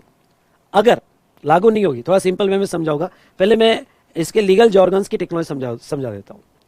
पहला सवाल कि सर जैसे 73-74 में नोटिस के 30 दिन में दे दो, फिर डिमांड के 30 दिन में दे दो, तो 73 में तो पेनल्टी नहीं लगती है अगर आपने विद इन टाइम दे दिया, मतलब 30 डेज के अंदर दे दिया या वॉलेंट्री खुद होके दे दिया तो आपको पेनल्टी नहीं लगती है, पेनल्टी नहीं लगती है. और 74 में अगर आपने विद इन टाइम दे दिया तो पेनल्टी में डिस्काउंट्स मिल जाते हैं, आपको पेनल्टी 15%, 25% या 50% ऐसी पेनल्टी लगती है. ठीक है. लेकिन गवर्नमेंट का एक मैसेज जो सेक्शन 75-12 में बहुत क्लियर है, और वो क्या है, गवर्नमेंट ने टैक्स को दो चीजों में बांटा है. एक ऐसा टैक्स जो आपने नहीं दिया और असेस भी नहीं किया, हो सकता है फ्रॉड हो सकता है अदर देन फ्रॉड हो, लेकिन दिया भी नहीं और असेस भी नहीं किया, तो वो केस में हम आपको सारी रियायतें देने के लिए रेडी है. 73 में हमारी नोटिस आएगी, अगर अदर देन फ्रॉड होगा तो वॉलंटरी दे दो, कोई पेनल्टी नहीं, 30 दिन के अंदर दे दो, कोई पेनल्टी नहीं, आपने नहीं दिया तो फिर वो भी मैक्सिमम पेनल्टी उन्होंने यहाँ पे 10% ऑफ टैक्स वगैरह फिक्स किया है. ठीक है. और 10,000 विच इज हायर. और फ्रॉड होगा तो वॉलंटरी दे दो तो पेनल्टी 15%, 30 दिन में दे दो तो 25%, ऑर्डर के 30 दिन में दे दो तो 50%, ऐसी पेनल्टी. ये कब, जब आपने खुद असेस नहीं किया, ड्यूरिंग इन्वेस्टिगेशन और स्क्रूटिनी में पता चला, तो गवर्नमेंट उस पे रियायत देने के लिए गवर्नमेंट रेडी है, उस पे गवर्नमेंट आपको थोड़ा ढीला छोड़ने के लिए रेडी है. लेकिन गवर्नमेंट कहां स्ट्रिक्ट हो रही है, गवर्नमेंट कह रही है कि अगर आपने सेल्फ असेस किया और सेल्फ असेस करके नहीं दिया, मतलब छुपाओ तो पूरा छुपाओ तो हम रियायत देंगे, लेकिन बता के छुपा नहीं रहे हो, बता के नहीं पे कर रहे हो, तो यार तुम्हारी हिम्मत तो बहुत बढ़ रही है. अरे बता भी रहे हो, डेयरिंग देखो तुम्हारा, बता भी रहे हो कि असेस हो गया टैक्स, हम असेस कर रहे हैं, और उसके बाद आप पे नहीं कर रहे हो, तो यहां गवर्नमेंट स्ट्रिक्ट हो जाती है. और यहां गवर्नमेंट कहती है कि भाई अगर वो सेल्फ असेस टैक्स होगा तो notwithstanding to anything contain in 73-74, मतलब 73-74 की कोई भी रियायत आपको नहीं मिलेगी. अगर आपका सेल्फ असेस टैक्स होगा और आपने नहीं दिया होगा तो डायरेक्ट रिकवरी हम 79 की चालू करेंगे. थोड़ा उसको इस चार्ट में समझ लेते हैं. मैंने ये चार्ट दिया था आपको नोट्स में कि नॉर्मली जो 73-11 की पेनल्टी है, अगर आप बुक में पढ़ोगे तो वो ये है कि केस अदर देन फ्रॉड का है, I repeat, case other than fraud का है, और आपने with in 30 days from with in 30 days tax नहीं दिया फ्रॉम ड्यू डेट और एक्सेट्रा, तो आपको 10% ऑफ टैक्स और 10,000 विच इज आया, ये पेनल्टी लग जाती है अगर आपने नहीं दिया सेल्फ असेस टैक्स. ठीक है. ये सेक्शन 73-11 कहता है. I hope you understood. 73-11 कहता है. इसमें हमने एक क्लैरिफिकेशन भी देखा था, क्योंकि सेल्फ असेस टैक्स के बारे में गवर्नमेंट बहुत क्लियर है, इसमें हमने क्लैरिफिकेशन भी देखा था. मैंने अभी आपको एक चीज बताई कि अगर आपने सेल्फ असेस किया ही नहीं, not self assess, also not paid within 30 days, तो फिर कोई प्रॉब्लम नहीं, फिर आपको रियायतें मिल जाएगी 73(6) की. अगर आपने वॉलंटरी पेमेंट कर दिया तो कोई पेनल्टी नहीं, 30 दिन के अंदर पेमेंट कर दिया तो कोई पेनल्टी नहीं. ओके. क्योंकि देखो ये फ्रॉड का केस तो हो ही नहीं सकता, क्योंकि यहाँ पे मतलब 73 में अगर आप दे रहे हो, क्योंकि सेक्शन 73 का केस है, अदर देन फ्रॉड का केस है, अदर देन फ्रॉड के केस में आप पेनल्टी से बच सकते हो अगर आपने सेल्फ असेस नहीं किया और 30 दिन में नहीं दिया तो नोटिस आ जाएगी, और नोटिस में आपने बाद में वॉलंटरी पे किया, आपने बाद में वॉलंटरी पे किया तो वो सिचुएशन में आपको कोई पेनल्टी नहीं लगेगी। थोड़ा उसको और सिंप्लीफाई करूंगा, लेकिन अगर आपने सेल्फ असेस कर लिया और आपने ड्यू डेट के 30 दिन में नहीं दिया, ड्यू डेट के 30 दिन में नहीं दिया, तो इसको ऐसा समझो, यहां पे दो सिचुएशन 1 और थोड़ा सिंप्लीफाई करता हूं आपको समझाने के लिए। For the month of April आप मंथली स्कीम में हो, और for the month of April आपकी ड्यू डेट जो आ रही है ये 20th में आ रही है, 20th में आ रही है पेमेंट की, ये ड्यू डेट आपकी आई, ठीक है। अब 73(11) ये कहता है कि ड्यू डेट से आपको 30 डेज में पे कर देना है, ड्यू डेट से 30 डेज में पे कर देना है, ठीक है। अब यहां पे आपने टैक्स सेल्फ असेस तो कर लिया था, सेल्फ असेस तो कर लिया था, समझ लो आपका टैक्स था 10,000 और आपने सेल्फ असेस कर लिया, ठीक है 10,000, लेकिन not paid within due date, not paid within due date, आपने ड्यू डेट को नहीं दिया। ओके वेट, कोई सवाल मत पूछना। ओके आपने ड्यू डेट को नहीं दिया, ठीक है, तो ऐसे सिचुएशन में 30 दिन आपको एक्स्ट्रा मिलते हैं। अगर 30 दिन में भी नहीं दिया तो फिर 73(11) कहता है आपको पेनल्टी जो लगेगी, जो मैंडेटरी पेनल्टी लग जाएगी, और वो है 10% ऑफ टैक्स और 10,000 whichever is higher, 10% of tax और 10,000 विच एवर इज हायर, ये पेनल्टी लग जाएगी। पर इसमें क्लैरिफिकेशन आया हमारे सीबीआईसी का, और क्लैरिफिकेशन ने क्या कहा, क्लैरिफिकेशन ने ये कहा कि नहीं, जो अगर ये 30 डेज तो ठीक है, पर अगर नोटिस के पहले, यानी अगर बाद में शो कॉज नोटिस आई और शो कॉज नोटिस 30 डेज के बाद आई, और नोटिस के पहले भी अगर पे हो जाता है, नोटिस के पहले भी पे हो जाता है, तो ये पेनल्टी नहीं लगेगी। हाँ, नोटिस इनिशिएट हो गई तो ही पेनल्टी लगेगी, क्यों ना 30 डेज क्रॉस हो जाए। इसलिए मैंने यहां दो पार्ट किए, दो पार्ट ऐसे किए कि GSTR 3B is filed with payment of tax interest after 30 days but before show cause notice. मतलब क्लैरिफिकेशन ने यह कहा कि स्ट्रिक्टली 30 दिन मत लो, ठीक है 30 दिन से ज्यादा भी हुए तो चलेगा, पर अगर नोटिस के पहले 3B फाइल कर दिया और पेमेंट भी कर दिया तो वो केस में यहां पे आपके ऊपर कोई पेनल्टी नहीं लगाई जाएगी 73(11) की। लेकिन अगर प्रोसीडिंग सेक्शन 73 की इनिशिएट हो गई मतलब नोटिस आ गई, अगर नोटिस आ गई और तब तक आपने पेमेंट नहीं किया तो आपके ऊपर पेनल्टी लगाई जाएगी। मतलब सिंपल वर्ड में वो अब 30 दिन का रिलेवेंस नहीं बचा। अब ड्यू डेट के बाद आपने जो टैक्स खुद ही असेस किया है, मतलब वो नोटिस वगैरह से नहीं पता चला, आपका खुद का ही सेल्फ असेस टैक्स है, और वो सेल्फ असेस टैक्स नोटिस आने के पहले अगर आप देते हो तो आपको पेनल्टी नहीं लगेगी, क्यों ना 30 दिन क्रॉस हो जाए। लेकिन नोटिस इन्वोक हो गई 73 की और उसके बाद आप दे रहे हो 3B फाइल कर रहे हो तो फिर पेनल्टी लगाई जाएगी। नाउ अब इसमें सवाल क्या खड़ा हो गया भाई, सवाल ये हो गया कि वर्ड है self assess tax in accordance with the return. तो अब ये बहुत सारे लोग यहां पूछने लगे और बहुत सारे स्टूडेंट भी मुझे पूछते थे कि sir self assess tax in return ये जो है ये ड्यू रहेगा ही कैसे, क्योंकि हमारा रिटर्न जो है सबमिट ही नहीं हो सकता जब तक हम पे नहीं करते हैं। अब आप कह रहे हो कि भाई मैं जो रिटर्न दे रहा हूं उसमें पेंडिंग रह गया, मतलब सेल्फ असेस किया है, मैंने रिटर्न भी बताया है, रिटर्न फर्निश भी कर रहा हूं और पेमेंट रह गया, ऐसा कैसे हो सकता है? ऐसा तो बिल्कुल नहीं हो सकता है। ध्यान सुनिएगा, ऐसा तो नहीं हो सकता है। क्यों? क्योंकि बिना पेमेंट का रिटर्न ही सबमिट नहीं होता है। तो यहां पे अगर लॉ ये कहता है कि सेल्फ असेस टैक्स, ध्यान सुनो, self assess tax in accordance with return furnish, एक वर्ड पे ध्यान होगा, रिटर्न फर्निश। तो सर ये रिटर्न फर्निश कैसे हो गया बिना टैक्स पे किए? आउटस्टैंडिंग तो रहेगा ही नहीं, क्योंकि रिटर्न फर्निश हो रहा है, मतलब ही आपका टैक्स ऑलरेडी पे हो रहा है। तो गवर्नमेंट को भी ये मिस्टेक समझ में आई और गवर्नमेंट ने इसके लिए अब ये अमेंडमेंट है। ओके, ये अमेंडमेंट अगर आप देखोगे तो गवर्नमेंट ने इसके लिए एक एक्सप्लेनेशन डाला और गवर्नमेंट ने कहा self assess tax shall include tax payable in respect of details of outward supplies furnish in 37, that is GSTR1, लिख दो वहां पे GSTR1, and not in section 39 यानी GSTR3B। इन शॉर्ट गवर्नमेंट जो यहाँ पे सेल्फ असेस टैक्स कह रही है, वो सेल्फ असेस टैक्स का मतलब जो आपने GSTR1 में बताया, इसलिए मैंने मेरे चार्ट में पहले से GSTR1 वर्ड यूज कर लिया।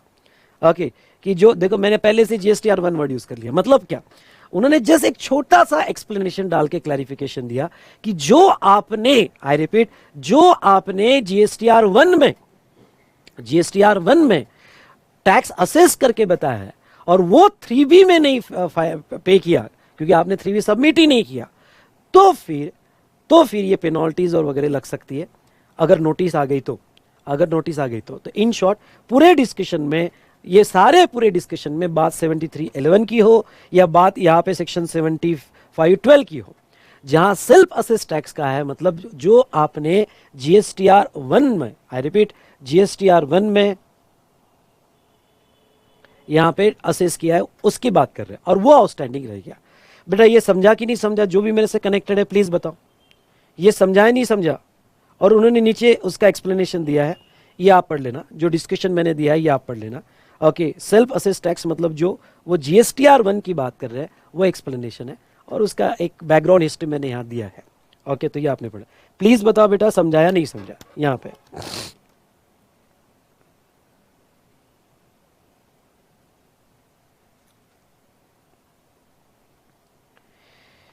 नेक्स्ट अगेन एक इंपॉर्टेंट अमेंडमेंट हुई है और ये भी आपको अच्छे से पढ़ के जाना है।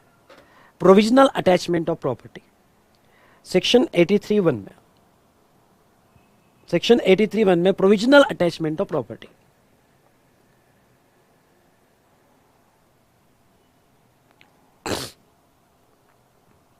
ठीक है, इसमें क्या अमेंडमेंट हुई है बताता हूं। पुरानी प्रोविजन ये कहती है where during the pendency of any proceeding under best judgement, 62 का बेस जजमेंट चल रहा है और प्रोसीडिंग चालू है, 63 का बेस जजमेंट चल रहा है अनरजिस्टर्ड पर्सन का, समरी असेसमेंट 64, 67 या 73, 74 की केस होगी।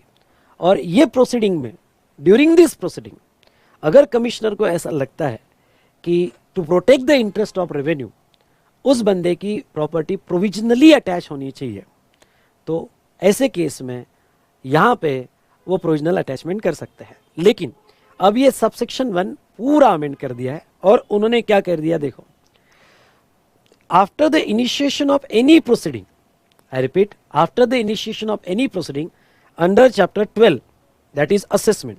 अब असेसमेंट में सारे सेक्शन आ गए, 62, 63, 64, 65, जो भी, यानी चैप्टर स्कोप बहुत बढ़ा दिया अब उन्होंने। असेसमेंट ये चैप्टर का कोई भी, फिर सेक्शन 62, 63, 64 कोई भी प्रोसीडिंग चालू हो और प्रोसीडिंग चालू है, डिमांड और रिकवरी मतलब 73, 74 वो तो कवर किया है, उसकी भी, यानी डिमांड और रिकवरी के चैप्टर में जो भी सेक्शंस हो गए, किसी की भी प्रोसीडिंग चालू हो, या अब उन्होंने ऐड कर दिया इंस्पेक्शन, सर्च और seizure, I repeat inspection, search और सीजर, वो भी ऐड कर दिया है। ये अमेंडमेंट है, उस चैप्टर के तहत कोई भी प्रोसीडिंग चालू होगी, ठीक है, फिर वो यहां पे इन्वेस्टिगेशन, इंस्पेक्शंस वगैरह की प्रोसीडिंग चालू होगी। और ड्यूरिंग दिस प्रोसीडिंग अगर ऑफिसर को डाउट है कि भाई गवर्नमेंट के इंटरेस्ट को प्रोटेक्ट करना जरूरी नहीं है, तो बंदा भाग जाएगा, तो वो प्रॉपर्टी प्रोविजनली अटैच कर सकते हैं। तो देखो यहां पे अब उन्होंने डायरेक्ट चैप्टर के नाम दे दिया, अब सेक्शन में नहीं, डायरेक्ट चैप्टर के नाम, एंड इसको बहुत बढ़ा दिया है। The commissioner is of opinion that for the purpose of protecting the interest of the government revenue, it is necessary so to do. It may by order in writing attach provisionally any property including bank accounts को बढ़ा दिया, including bank account belonging to taxable person or any person specified under section 122(1)(a) in such a manner as must be prescribed. Okay, section 122(1)(a) okay, वो अगर आप आगे chapter में पढ़ोगे offence and prosecutions में, तो जिन्होंने यहाँ हेल्प किया या हमारे जैसे प्रोफेशनल्स ये टैक्स छुपाने के लिए, हमारे जैसे प्रोफेशनल टैक्स छुपाने के लिए भी अगर हेल्प करते हैं तो उनके अगेंस्ट में भी एक्शन हो सकती है। ये 122(1)(a था।